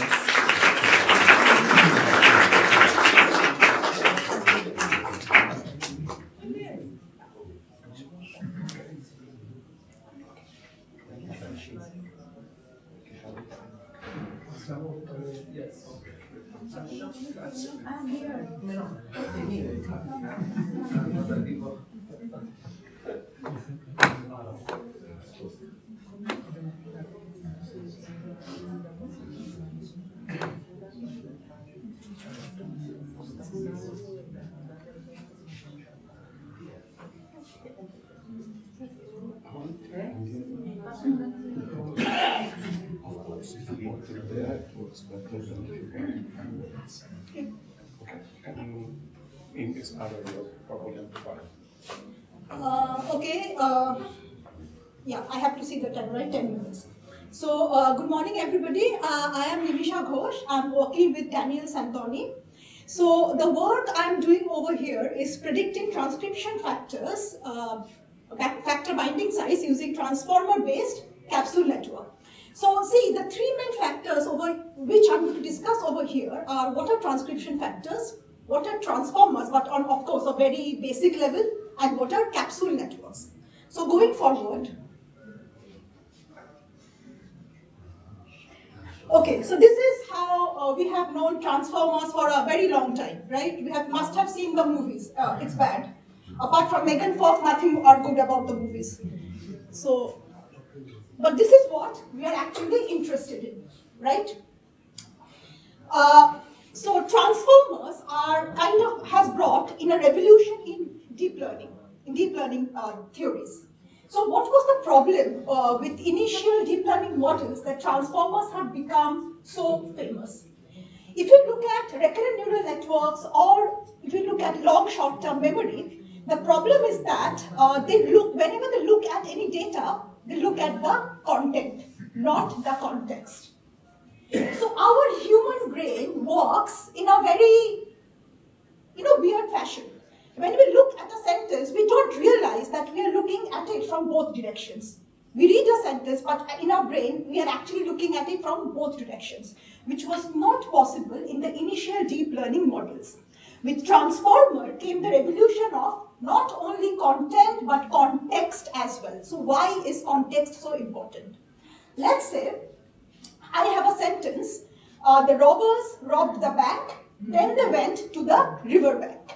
To us, we know one bank would mean a river bank, another bank would mean somewhere money is kept. But to a machine, both the banks would mean the same.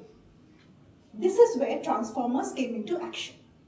They looked at both the banks and they could understand the difference between these two banks.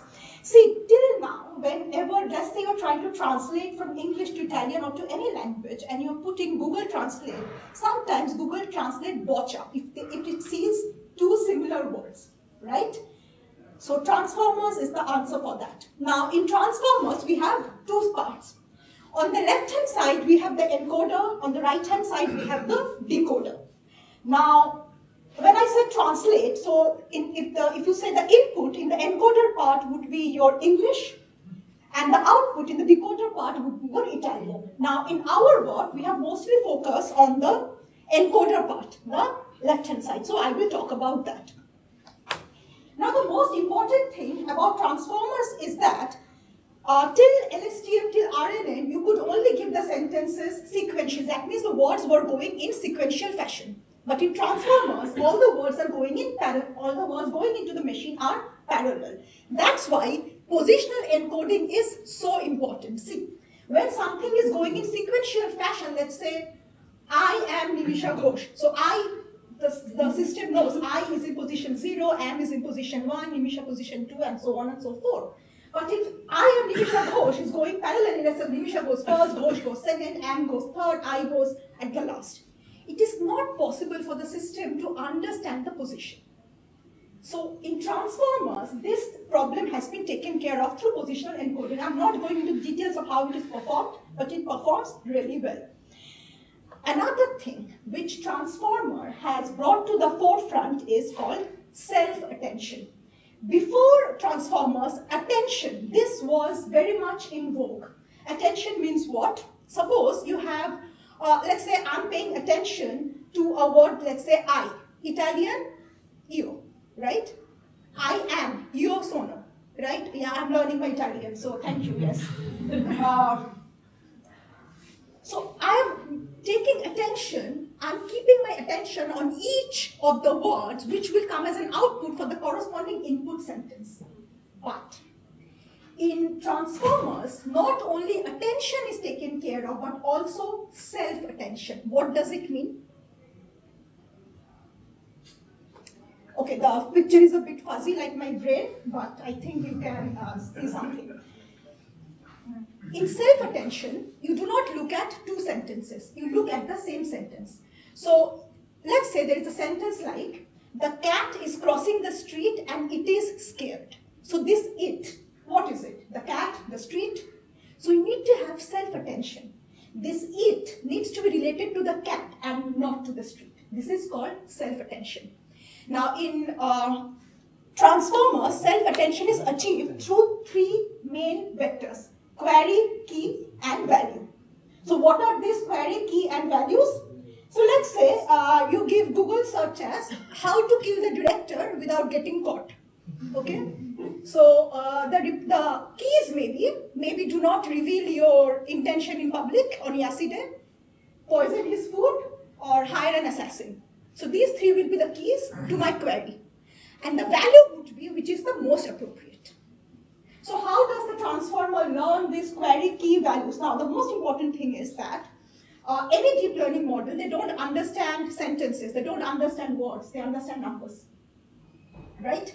So in the previous one, I've showed you this embedding, all these things are actually helping in converting your words into some numbers. So when you're doing some query key and vectors, query key and values, sorry, these are all learned, these are all matrices that are learned during training. So if you take a look, I'm not very sure if this will work. Okay, of course it does not work in my hand. Oh, okay. I am using it, so of course it will work.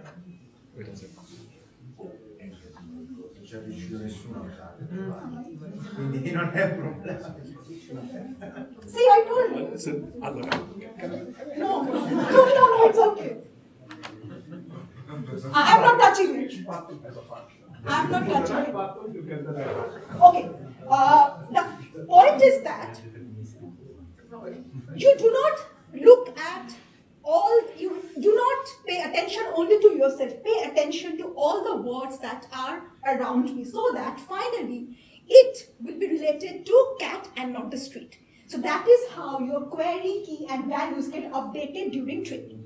So at the end, if your system is able to predict your final answer correctly, you know your training is done. Now, based on this idea, the main thing that was proposed was called BART.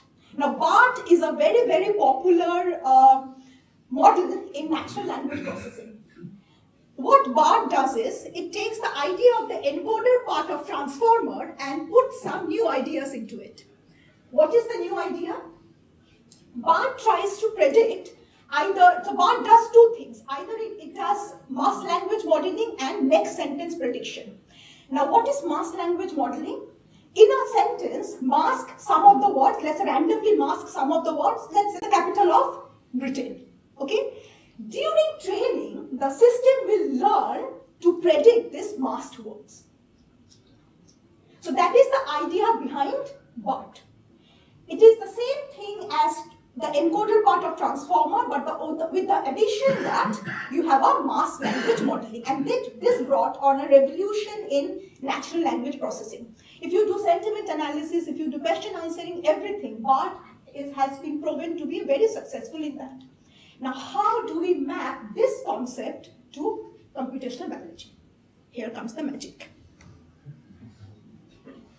DNA BART, which was proposed in 2021, uses the same idea of BART but applies it to sequences instead of sentences. Right? Now, a sequence can be mapped to a sentence, right? And when you tokenize those sequences, your tokens become your words. So the idea is the same, but the application area is now computational biology, right? Now, this is the first part of our work. So, all these models are available on Hugging Face. If you go for BART, if you go for DNA BART, anything is available on Hugging Face. But how can you use them? I'll come to it later. Another thing that we have used in our work is called capsule network. Now, capsule network is based on the main idea of convolutional neural network. People who have worked with images, they are very, this convolutional neural network is a very known model. In convolutional neural network, the main caveat is that you have to feed the model with a lot of images, But in capsule network, you really don't need to do that. So capsule network again works like human brains. So if you show, okay, I'm scared of cats. Looking at their face, you can never understand whether they're happy or sad, right? If they wag their tail, you won't know. You don't know what happens with them. Anyway, the idea is that if you give the image of the first cat face to convolutional neural network and then provide it with similar images with rotated one, convolutional neural network may not be able to predict the cat properly.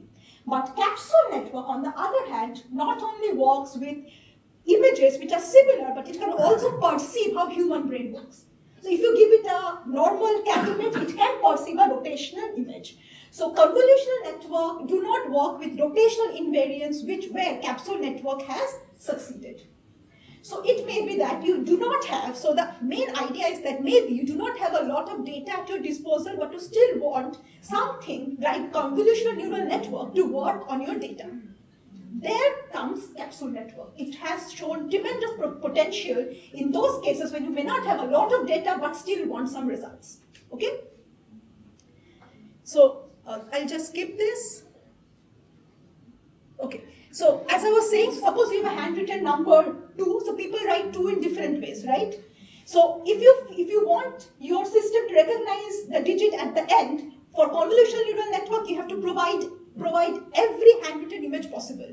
But with capsule network, giving some images may do the trick. Okay? Now in our work, as I was saying that, okay, here it changes, here it does not, okay, it changes here. So in our work, we have imbibed the idea of a DNA BART along with capsule network for the prediction of transcription factor binding sites. So what are transcription factors? They are proteins that regulate the transcription of genes. So how genes are expressed and how genetic information is transferred from DNA to messenger RNA, that is what transcription factor binding sites are all about.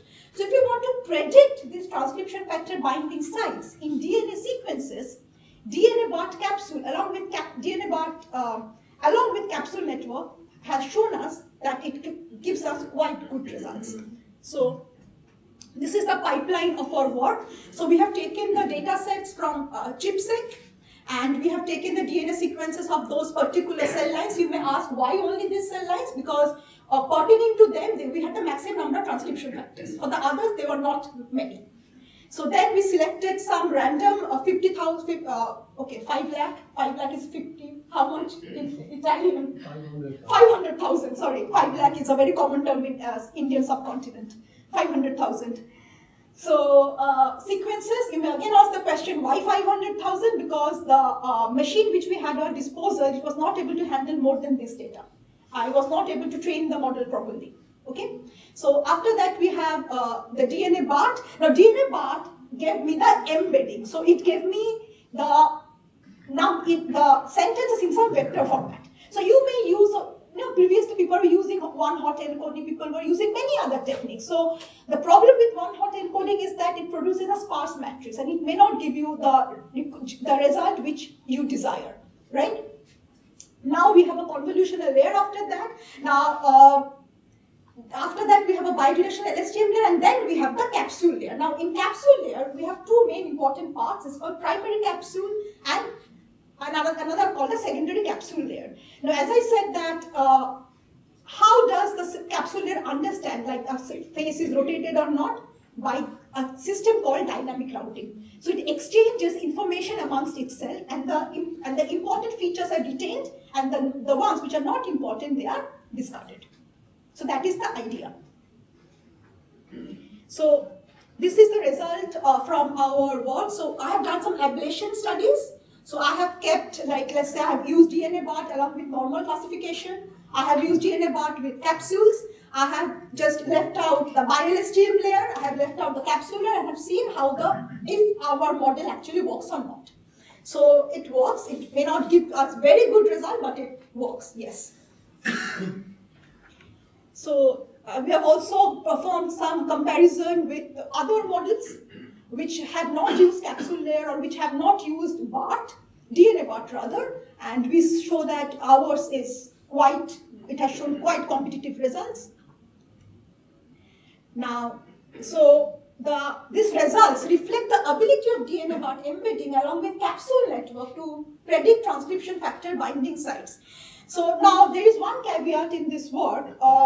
The thing is that when you are, the whole sequences have been divided into k-bars. Now, overlapping k-bars have certain problems, so I don't have much time. Maybe if you want to discuss, we can discuss later. So in the future, we are trying to create, so here I have just used the DNA BART model. Now I'm trying to code, pre-train from fungi sequences, pre-train a BART model with fungi sequences and see how it works, okay? So pre-training a model from scratch, not using any fine-tuned model. So these are some of the works which you can see, and we have the data, we have the codes and everything in archive and GitHub, and we have submitted this work to bioinformatics. I'm waiting for the decision. So yeah, buon Natale and felice anno.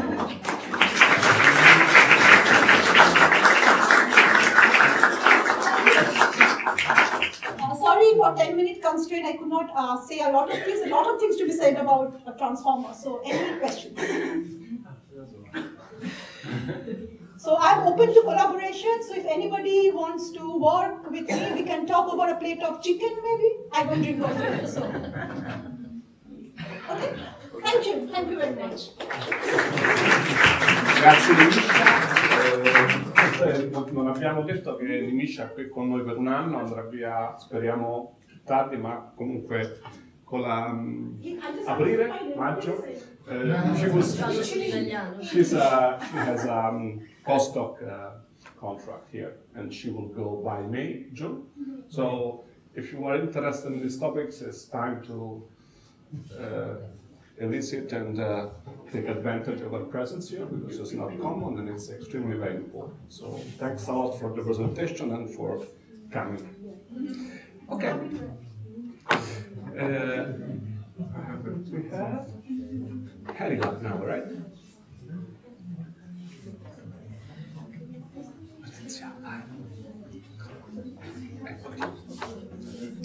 Allora, vediamo se sì, però l'apre in modo strano. Allora, vediamo tu. Qui teoricamente questo funziona, perché così fai avanti e così vai indietro. Quello sotto vai avanti. Qui c'è il puntatore. Se lo punti là funziona bene. Puoi anche parlare a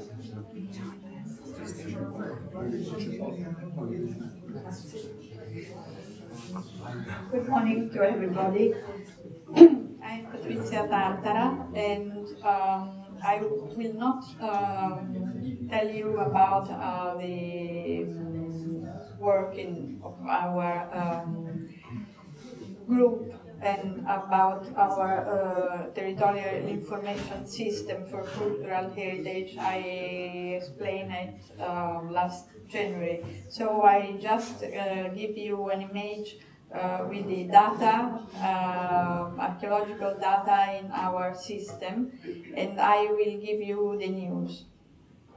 I won project, the PRIN 2022, and that's the title. As you can see here, we are on the territory of the ancient city of Cere, the actual Cerveteri, and from the mountains to the coast and to the forest port, the channel port of Pirgi, which is now Santa Severa Castle.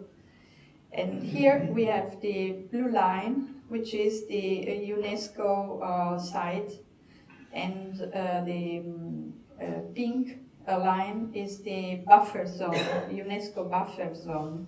In yellow, you have the small minor necropolis, and in red color, you have the restitution of the traces of archaeological evidences. And we are going to work and to in all this territory. As you can see here, you have the plateau of the ancient city and the three biggest necropolis, Banditaccia, Monte Abatone, and Sorbo. In pink, the archaeological area, park area, the only one that it could be that you are allowed to visit. Here we have tried to prepare a three-dimensional model of the terrain of the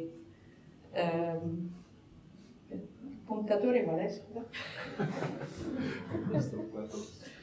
Grazie. Grazie. Here you have the necropoli of Banditaccia, necropoli of Monte Abatone, and the plateau of the ancient city in pink, and the necropoli of Sorbo. Here you have the restitution of the traces coming from the aerial photograph of 1930, the most ancient we have. And sorry, here is a letter of the superintendents that is very interested in this project for the first time. Here, an example of the mosaic of pictures of the 1930 and the restitution of a part of the necropoli of Monte Abatone. Here is the area of the complete area interested by the research that I have done with strips from the 1930, I mean strips of aerial photographs from 1930 to 1960. But now we are going to examine all the other strips till nowadays, and to restitute the traces of the more recent evidences.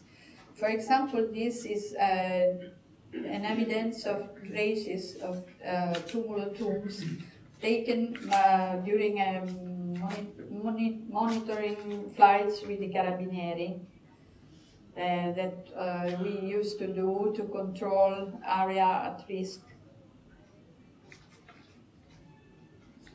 For example, this is the north part of the Banditaccia, which is not known at all, and we can see how many traces of tombs, tumulotombs, and chambers.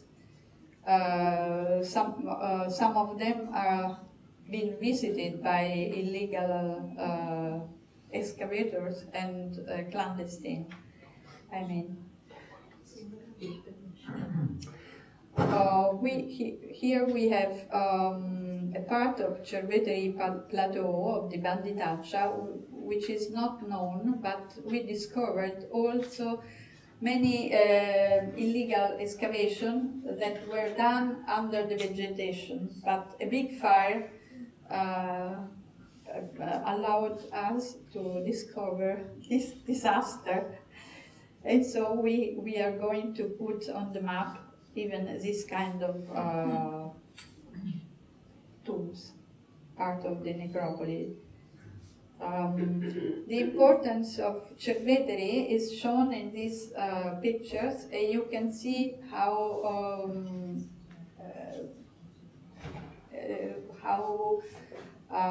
could be spread out the materials, the ceramic materials from the tombs. They were brought in many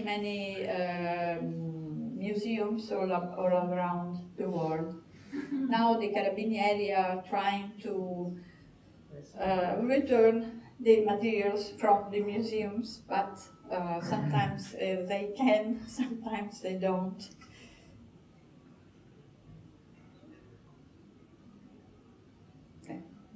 Here is a kind of prospection that we will are going to do on the plateau of the city. It's a magnetometry. We try to do that in another ancient city. This is Bay, and we will try to use the magnetometry and other two kind of prospection, the georadar and geoelectric prospection. And because we don't know which will work on the plateau of Cerveteri, so we will have some samples of areas of prospection. The other unit, which is they are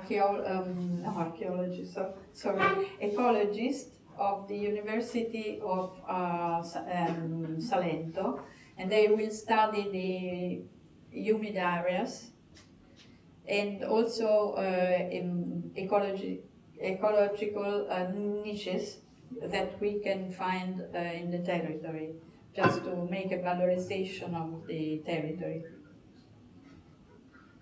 Along the road to the port of Pirgi, you can find even Roman structures like this one, which is a Roman villa with terme, probably. And they will be restituted on the map, just to have an idea of how the territory was occupied in the past. Here we have the channel port with structures in tufa blocks here and here. And then in Roman times it became a colony, a Roman colony of Pirgi.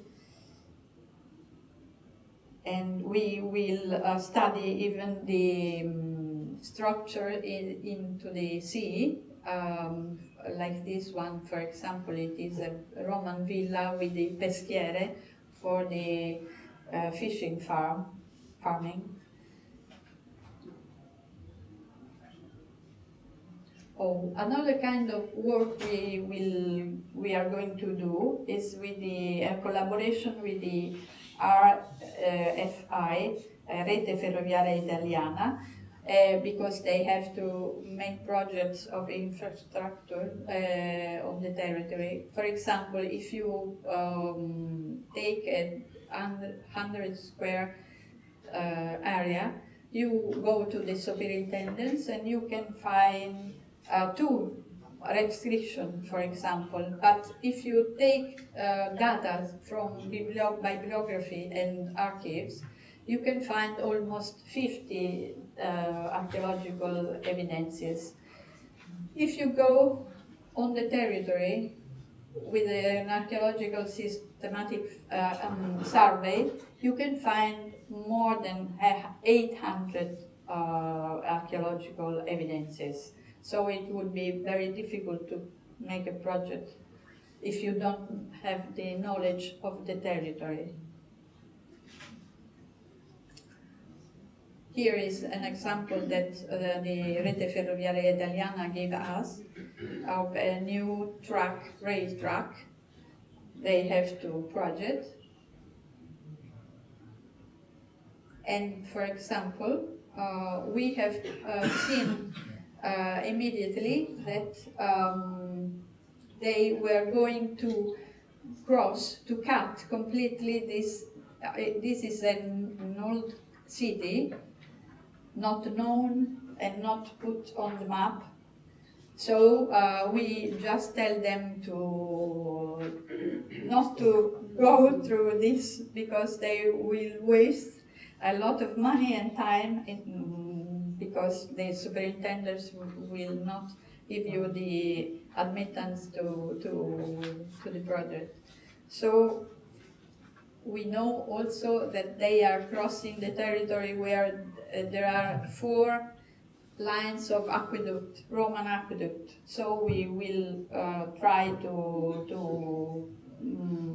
find the solution together for this problem. In the meantime, the laboratory is working on the south of Italy with the publication of a volume about the history of this ancient town, Arpi, near Foggia, which is the largest not Roman town. With the Tratturo, this is in green, is several tratturi for the transhumans, and these are all roads, ancient roads from prehistoric times. In the meantime, we are still working on the Abruzzo territory and putting on the map, all the data from superintendents, bibliography, and monitoring flights with the Carabinieri. That's all. Sorry for my rusty English, but it's...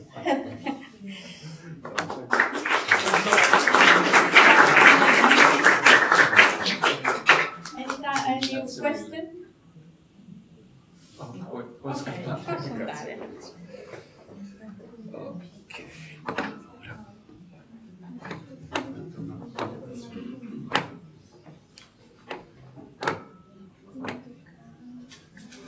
Next.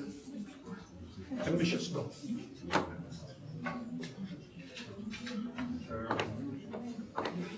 Allora, tu hai una presentazione di apertura? No.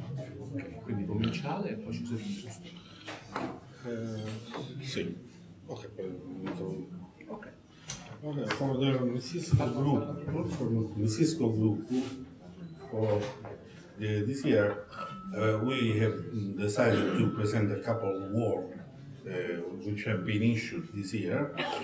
The first is presented by Alessandro Bori, so I call him to speak. Is a work on event trigger control. The second one will be presented by myself, is about method for integrating ordinary differential equation.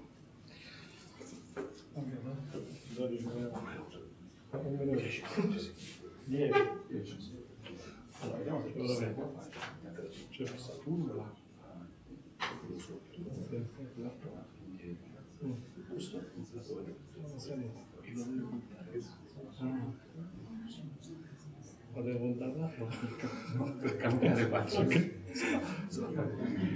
No, vabbè. Ho già sbagliato. Ok. Bravo.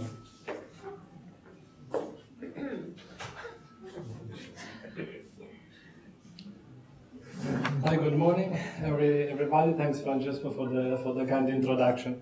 So I will present this this recent research line, which I've been pursuing the last few years, mainly in collaboration with the University of L'Aquila, Center of Excellence for Research Use. So, this is lecture 0 of control theory, for those of you who are not trained on this topic. So, we have a plant that can be any physical, natural, or biological process. The controller is designed to steer the plant towards the desired behavior, whatever it means.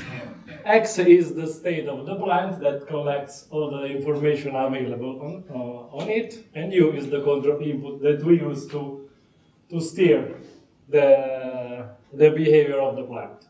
So usually this is called control loop, and basic assumption of control theory is that you, in classical theory, you can measure the state continuously, and you can update the control law continuously and with arbitrary precision, with no errors. But the question is that really necessary?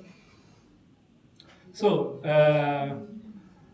in the seminal work by Paolo Tabuada in 2007, he wondered if is it possible maybe to look at the state and to save some computation by checking the available information, comparing with what we expect, and to update the control law maybe only when it's really necessary. This is indeed what we do also when we perform manual control, not automatic control. For example, if we are driving a car and we are we travel along a curve, we don't make an arbitrary number of refinement and correction, but we will stop when we are close enough to what we desire. And the same, for example, when we go to the office every morning, at first maybe we tune the temperature of the room, but when we are sitting, there is some inertia, some laziness, and we will not stand up and make arbitrary refinements until everything is perfectly as we wish. But maybe we will stand up only if the room is too hot or too cold. So this is the principle of event trigger control.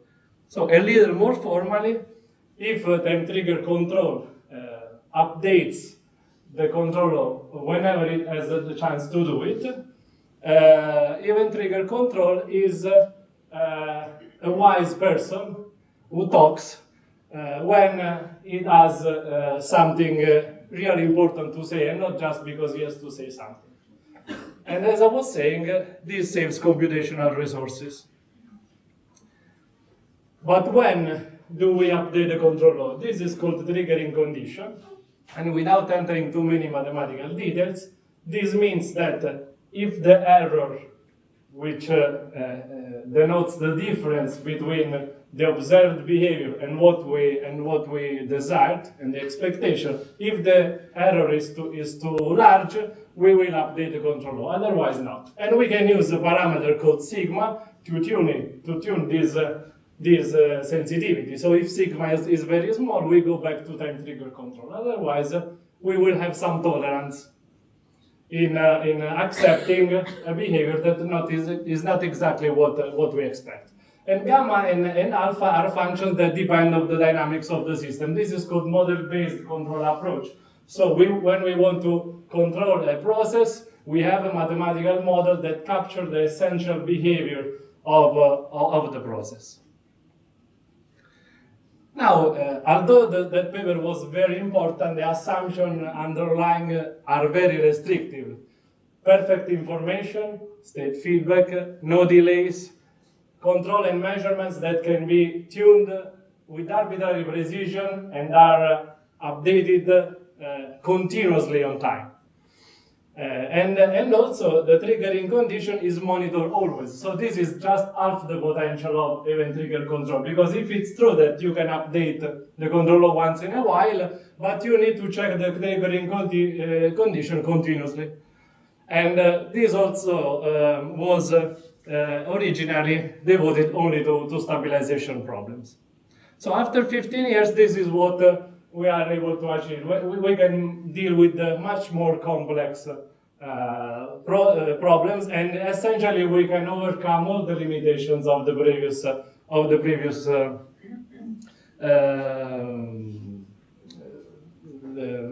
papers. That means that we allow for imperfect partial information.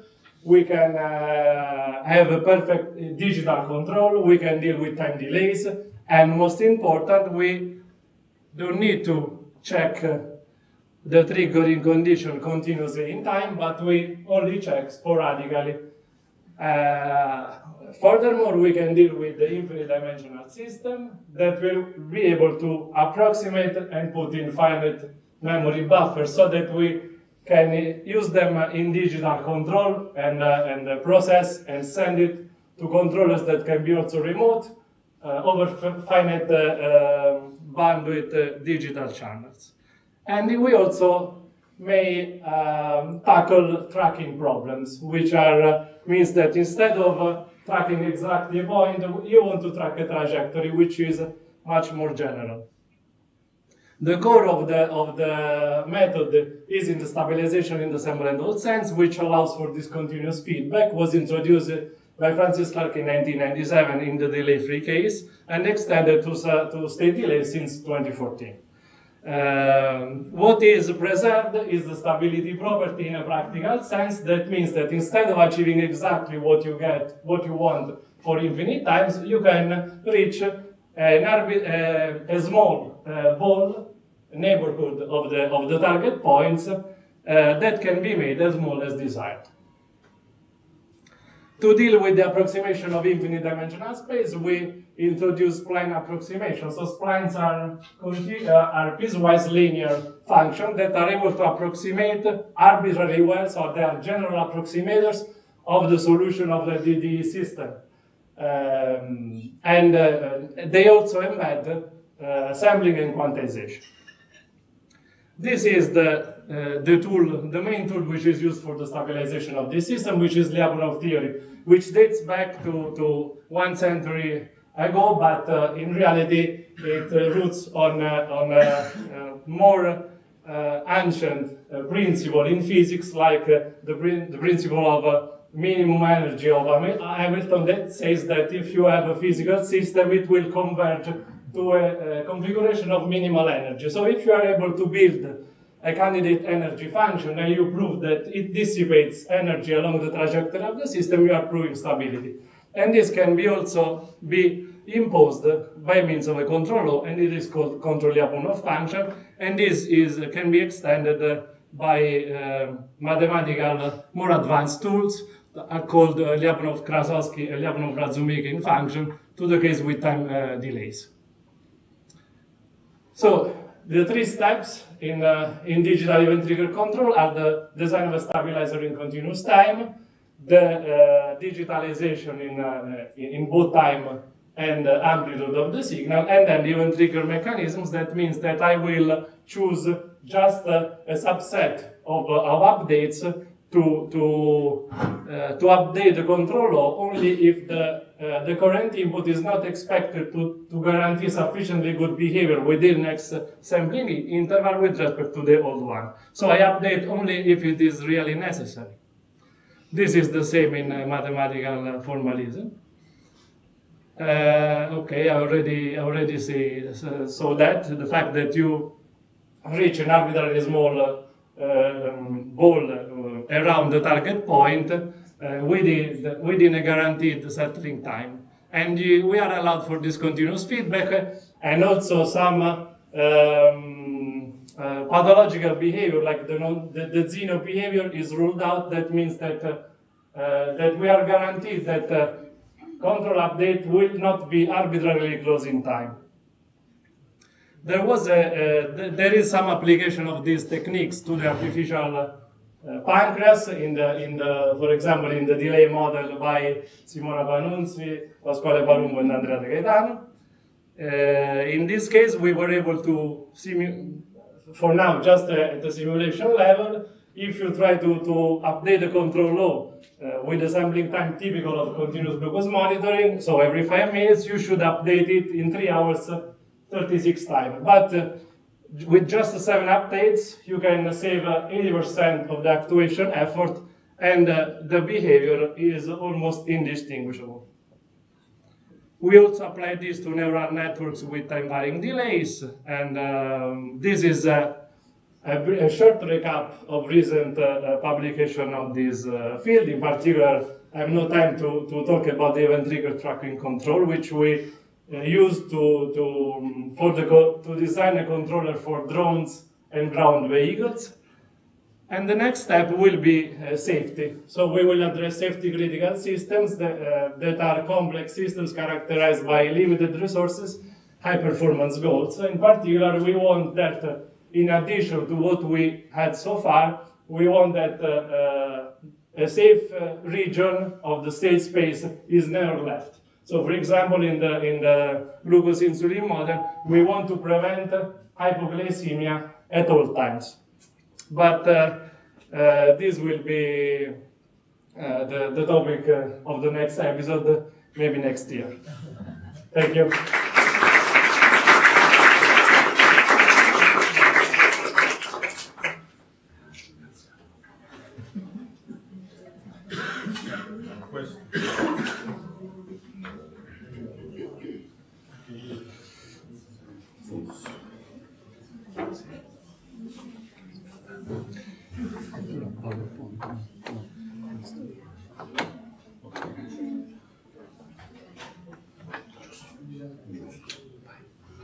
Okay, listen,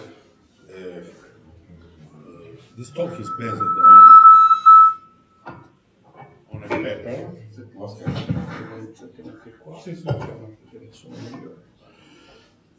On a paper issued this year.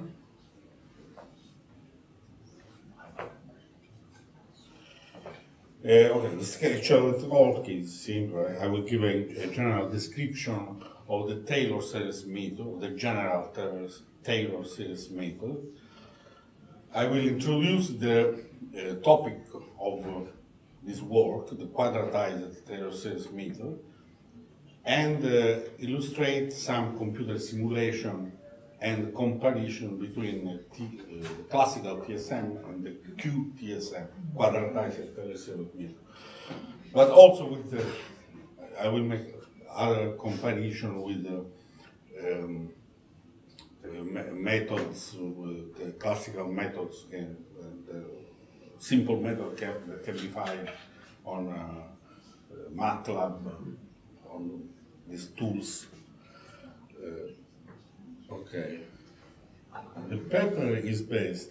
Puntare qui. Okay. The main article on quadratized Taylor series method is this one. Is quadratized on applied mathematics and computation.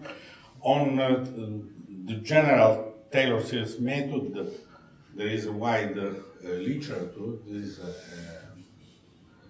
some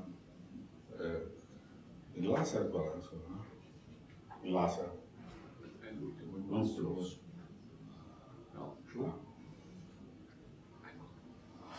Okay.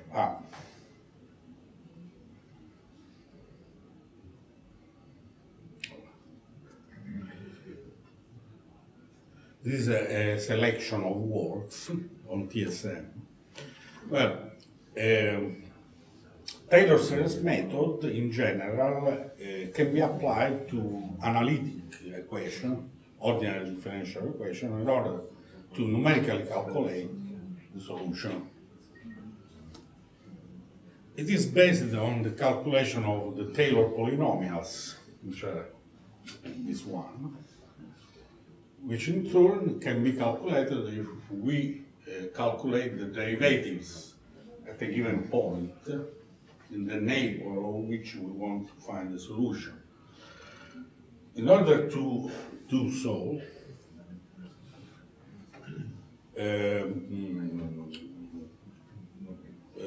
we have to calculate the derivative.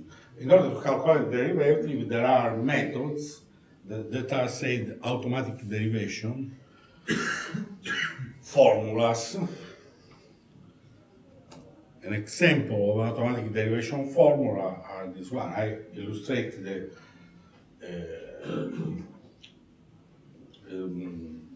automatic derivation formula for two kinds of nonlinearity in the system function: the power, the product, the number 2, and the power, the general power, real power, which is the number 3, which have a different computational complexity.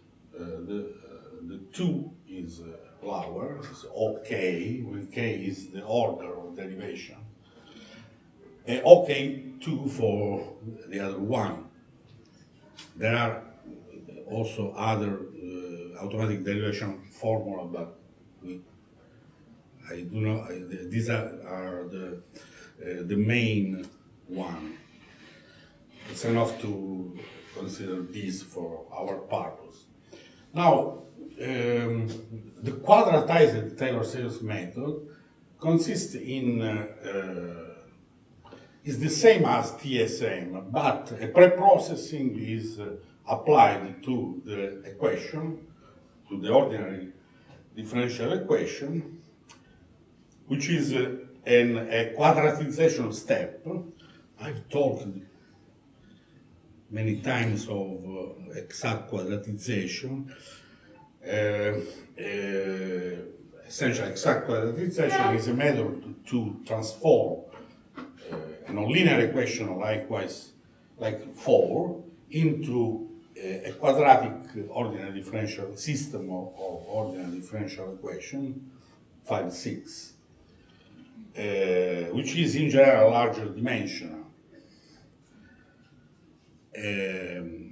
So that the equation 5 and 6 give the same solution as the original equation, provided that the added variable z, which are defined by this formula here, are correctly initialized accordingly, this way.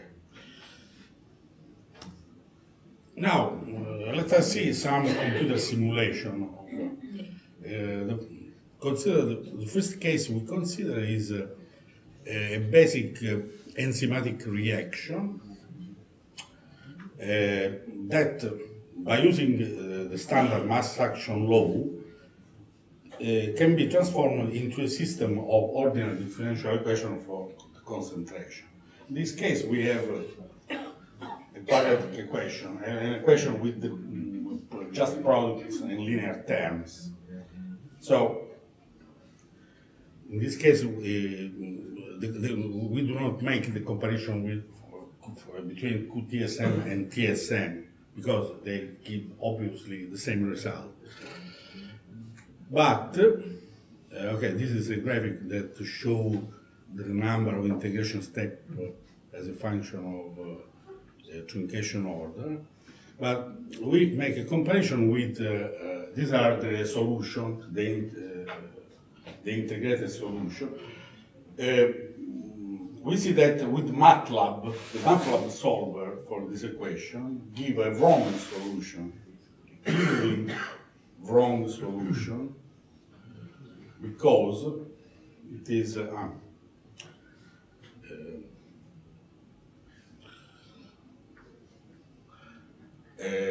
we see that there is a concentration that becomes negative, so it is wrong. Even in this simple example, MATLAB is unable to find the right solution, numerical solution. Whereas the TSM or QTSM, which is the same in this case, give the correct solution, as you say. The concentration behaves as expected, as we can expect from qualitatively from a concentration. And this is an example. Another example is the double phosphorylation cycle that is turned into a larger system of differential equation, in this case as well with the quadratic and linear terms. And we see that MATLAB is wrong again. Fails to calculate the solution, whereas the TSM again calculates correctly the solution. And the same for the other component, C4, the other concentration of C4, we observe a similar behavior. Now, let us see now a more complex system, the Kepler system, which is which calculates is the equation for the calculation of the planet orbits. It is a nonlinear system of the kind power. It has a power, rational power here. For this system, we can apply the TSM classic by using the automatic derivation formula we have seen before for the power, or we can quadratize the system, enlarge the dimension, and apply just the formula of product, the automatic derivation formula for the product. Of course, will be by applying just the formula, the product formula has a lower computational complexity, but the system, the quadratization step, enlarge the dimension of the system. So, but we will see that with the increase of the derivation order or the precision we require for the numerical integration, the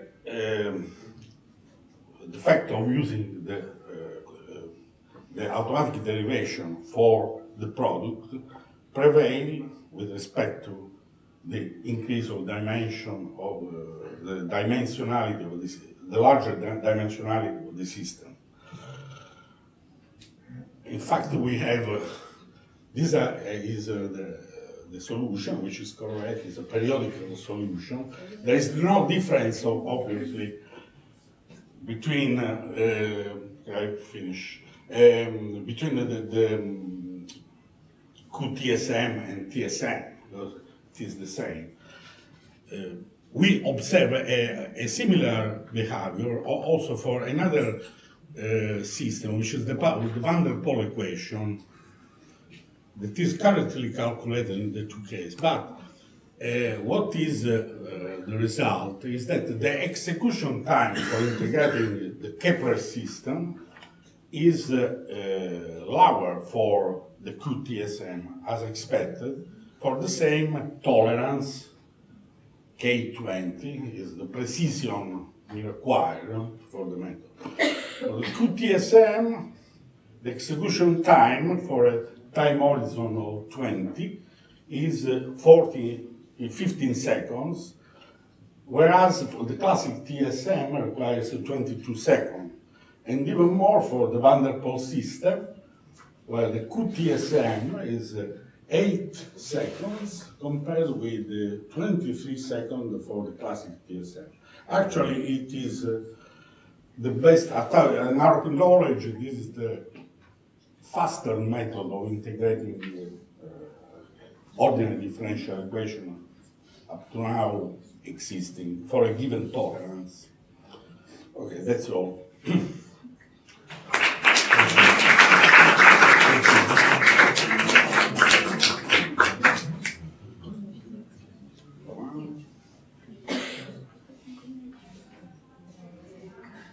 No question. Okay. Question during the lunch. Io intanto capisco come usare questa attrezzo. Ora, conto su di te. No, perché non è possibile, cioè, almeno noi.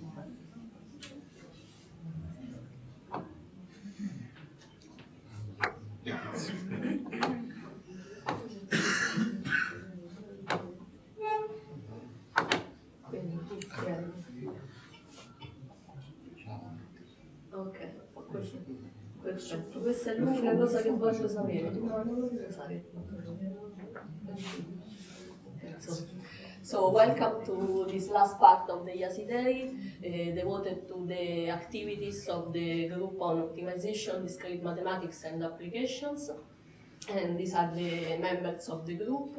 With respect to the last year, the main changes are that Paolo Ventura went on sabbatical and I replaced him as group coordinator, and most of our postdocs are now associates because they got positions at universities.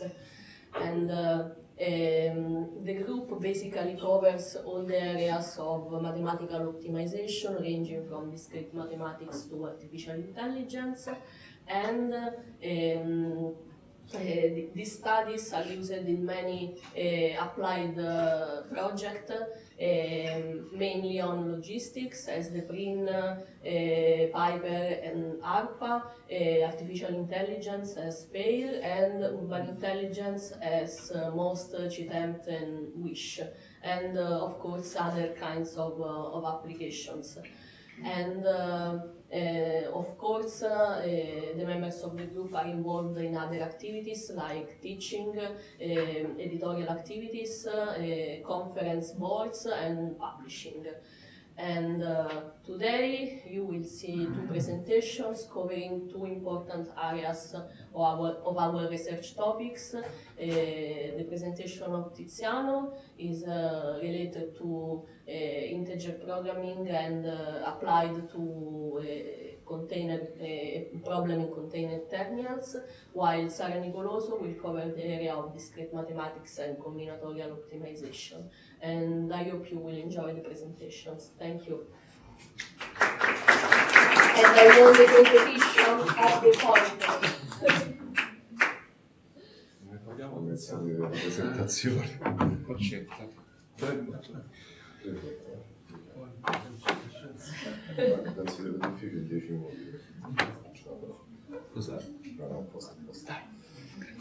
Okay, this is a joint work with Sara Mattia and Paolo Ventura.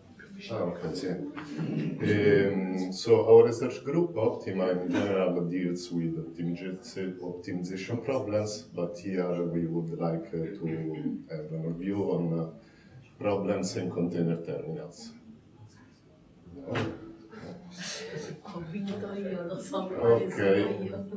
this is a container terminal, and in the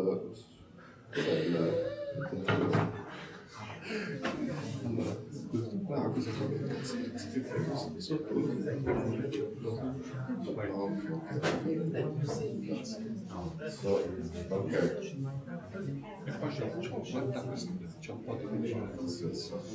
in this picture we can see the storage area of containers that are one above to each other, and they are moved by cranes. And in general, these containers are requested by vessels on the seaside that are located along the berth, or by trucks or trains on the landside areas on the right of this picture. And optimization problems in the literature can be classified according to three main areas, and there are a lot of papers on this topic. We have optimization problems on the waterside area, with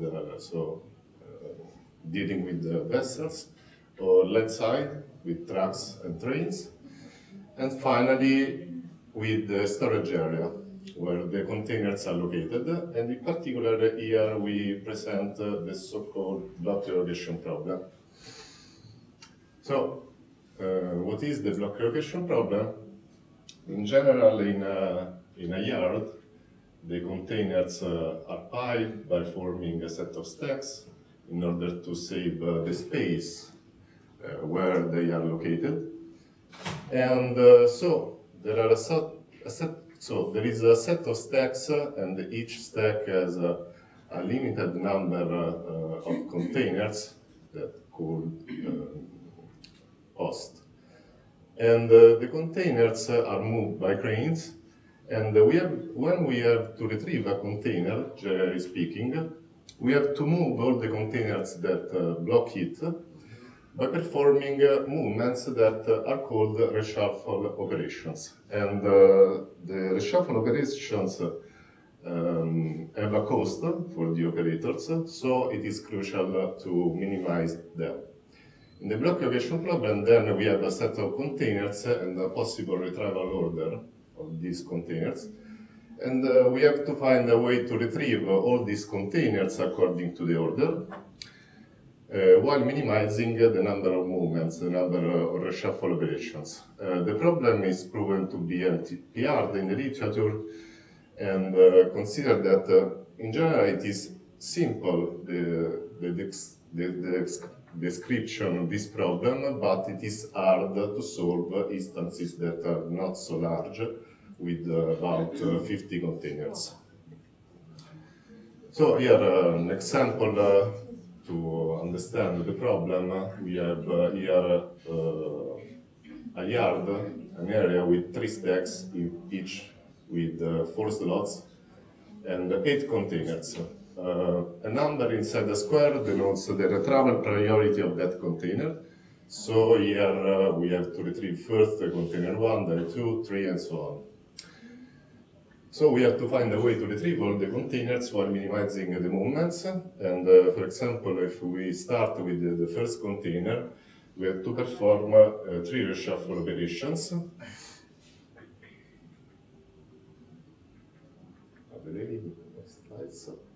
Okay.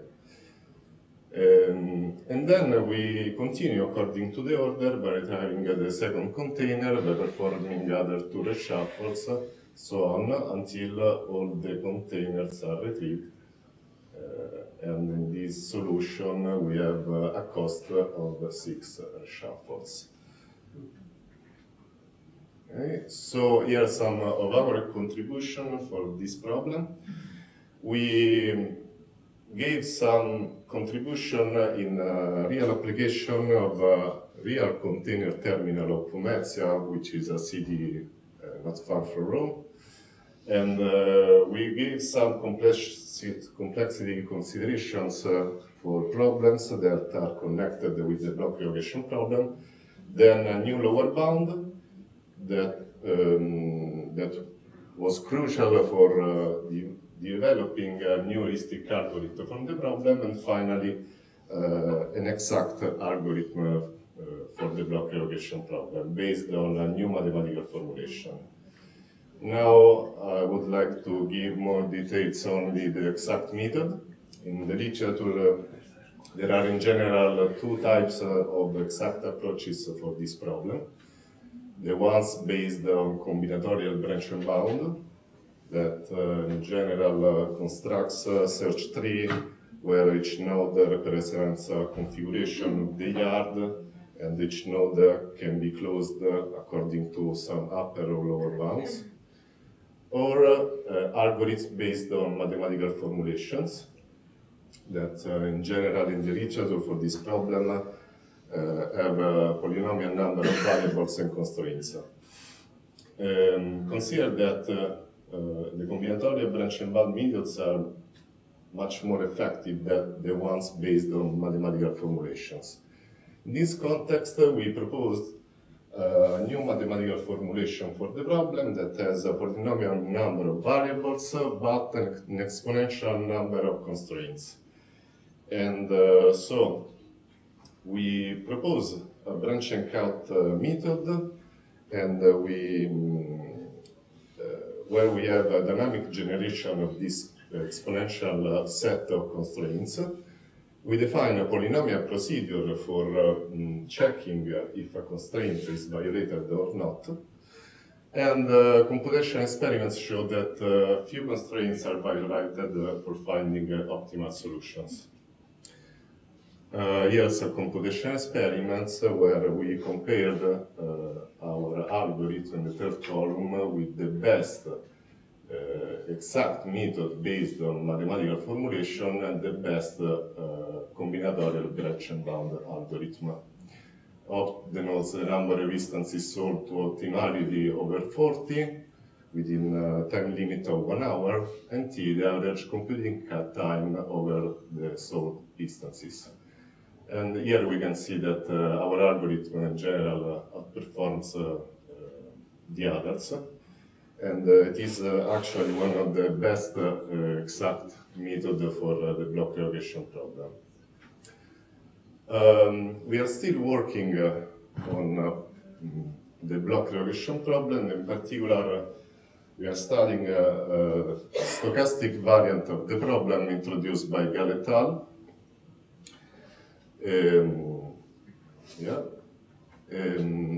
That has a more realistic assumption, because in general the full retrieval order of the containers could be unknown in advance. And in the stochastic container relocation problem, the containers are divided into groups, batches, and we know at the beginning the retrieval order among the groups, but we don't know the exact retrieval order inside each group. And so the retrieval order inside a group is revealed only when all the previous groups are retrieved. And so we have a set of possible retrieval orders, so a set of scenarios, and there is a probability associated with each scenario. And here the goal is to minimize the average number of shuffles, and the problem is NPR2. I skip these slides because there is not enough time. And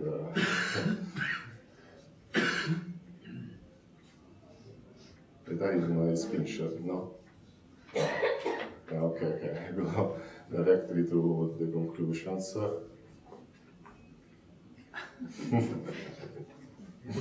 Si capisce quello che... Sì, si capisce. Okay. So for the stochastic container regression problem, we proposed a new heuristic algorithm. The contribution was published in Soft Computing Journal.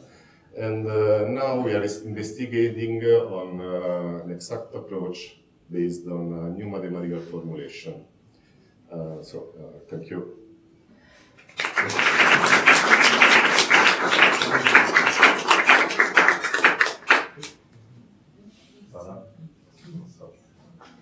Are there any questions? Okay, so let's go to the next.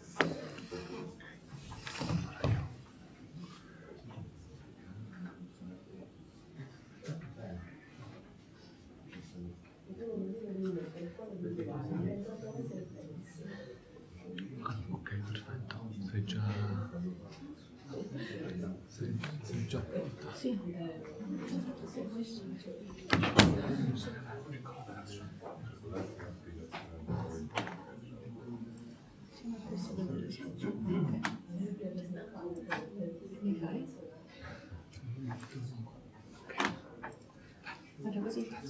Okay, I'm Sara Nicolosa. We talk about combinatorial problem on circulant graphs, and this is a joint work with my students, not PhD students, only students. Circulant graphs are denoted as Cn, A1, A2, AK, where n is the number of vertices, and A1, A2, AK are the entries, and are used to define the edges. Today we will see a circular graph with two entries only, and they will be denoted as A and B. And entries A and B are used to connect an arbitrary vertex I to I plus A, I minus A, I plus B, and I minus B in a modular arithmetic. So we see an example. This graph has 12 edges, and the entries are 3 and 5. And these are the 12 vertices, and the edges, and the entries are 3 and 5. So we have that vertex 0 is connected to vertex 0 plus 3 and 0 minus 3, which is 9, and then to 0 plus 5 and 0 minus 5, which is 7, and so is vertex 1. and so are all the other vertices. So this is a circular graph. The combinatorial problem we will see are vertex coloring, where we have to assign a color to each vertex so that adjacent vertices receive different colors and the number of colors is minimized. Actually, color, mathematically speaking, is an integer number, a non-negative integer number, so we can also minimize the sum of the color. In this case, we are talking about sum coloring, and we will also see the odd cycle transversal problem when we have to find a subset of vertices with minimum cardinality and intersecting all the odd cycles of the graph. And we will not have time to see the independent set problem or the searching problems, but all these problems are linearly solvable on circular graphs, but are NP on arbitrary graphs. But we will also focus on the infinite matrix representation because it's thanks to this representation which we had the ideas to get the algorithm to solve this problem. This is the infinite matrix representation. So we see an example with the graph with 36 vertices and entries 8 and 15. This is the infinite matrix representation. We choose an arbitrary element and we put a 0 in it. And during the talk, every 0 will be highlighted in red so that we can see the distribution of the elements in the matrix. And we follow this rule that if we go rightwards, we sum A, and if we go downwards, we sum B, always in a modular arithmetic. So we sum 8, we get 8, 16, 24, and so on. If we sum B vertically, we have these numbers. And following these rules, we can get the full, okay, it's a bit slow. And this is the finite matrix representation. The 0 you see are used to show you the distribution of the same elements. So every vertex is represented infinitely many times, but is still one vertex in the graph. And it is important to notice that there are some tiles, some shapes, which where we find every vertex exactly once. So this is one shape we can take, and indeed this tessellates the whole infinite matrix. But this is not the only shape we can have. We can also have this shape, or even an irregular shape like this. Okay, and depending on the problem that we have to solve, we get the best shape. We can get the best shape. So this is the vertex coloring problem. What we know is that the chromatic number, that is the minimum number of colors needed to color the graph, goes from 2 to 5. In the graph with chromatic number 2 are the bipartite graphs. Those with chromatic number 4 are sort of triangulated graphs. There is only one graph with chromatic number 5, which is the complete graph on 5 vertices, and the chromatic number is 3 in all the other cases, and we focus on these cases. So we start by coloring an arbitrary shape, in this case this rectangle, like a chessboard, and the 0 is a black, as you see, is a black vertex. And if we repeat, if we extend this coloring to all the other copies of this of the vertices of this rectangle, you see that there are adjacent elements with the same color, 2 whites, say 7 and 15, 2 black, 22 and 30, and so on. And they are all arranged along this line. So on one side and on the other side of this red line, you find vertices with the same color. So these are infeasibility which are to be removed, and we can remove them by assigning a third color, left and right, changing the color left and right on both sides of the red line. So if we, of course, it means that some vertices get the color red, and of course all the other copies of them will receive color red. So we remove every invisibility, and this is an optimal solution for getting the sum coloring. In the sum coloring, I said that the colors were non-negative integer numbers. So in this case, we assign these weights, these numbers to the colors. So the white vertices will have number 1, the gray 2, and the red ones number 3. So in this case, the one we saw before, we have 8 red vertices, but if we are able to minimize the sum of red vertices, we get the optimal solution. And this can be done. And this is a solution I show you. In this case, we only use in the matrix highlighted in the figure, we see that you see that we have only with 5 vertices, 5 red vertices, we removed all the invisibility. So this is a feasible coloring with 3 colors, but it is also an optimal solution for the sum coloring problem. How to conduct the minimization of the number of red vertices? We have to study the cycles of the graph, and in this case, the matrix gave us many ideas, because a cycle in the graph on the matrix appears either as a closed curve or as a root.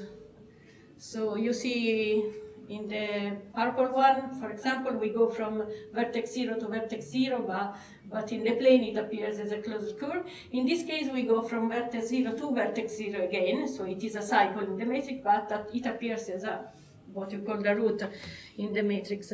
And so we focus on the roots because are definitely interesting. And the size of a root is h, in the vertical size is h, so we have h vertices in vertical and k in the horizontal. So every root gives us the possibility of using the maximum among h and k red vertices. So recalling that we were, when going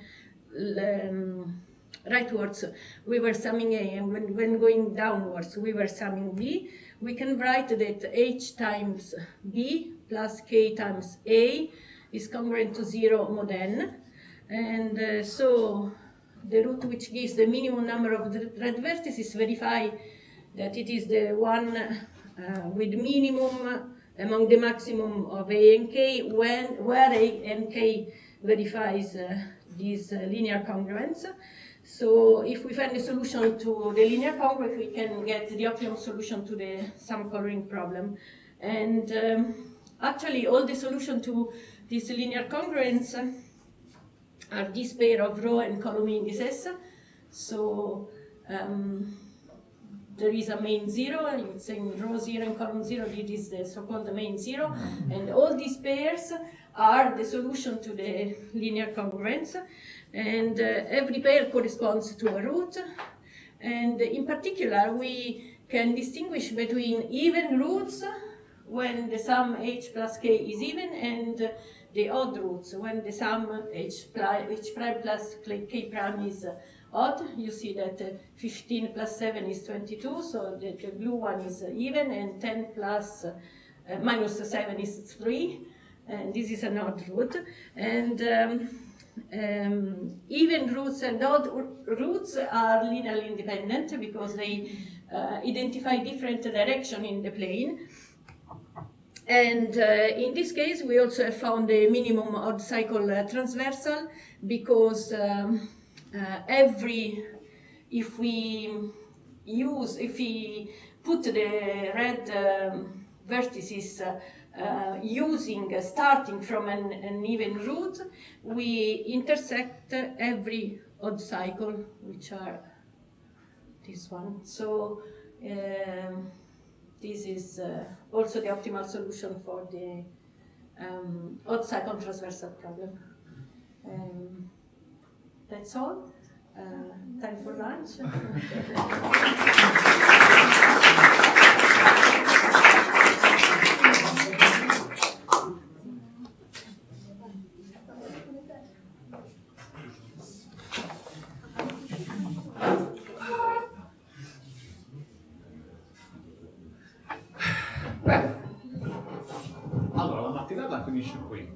end our morning of scientific work. It continues with a little snack in the terrace. It's called a rinfresco just because it's outside in the terrace, so wear your coats. We will manage to warm up with a little bit of Prosecco. And thanks a lot. I think it was extremely interesting. Thanks a lot for participants, for being in time. Really very precise speeches, short but interesting. We had an idea of what is going on in the Institute, which is not so easy because we are spread all around and often closed in our rooms. There were indications of potential for cross-fertilization, which I think is extremely important for the future of science and also for the future of the Institute. So you're all invited to cross-fertilize in the terrace during the Christmas holidays, during the rest, and also in 2024, which will be a very intense year with a lot of projects and activity for sure. Okay? Thanks a lot to everybody.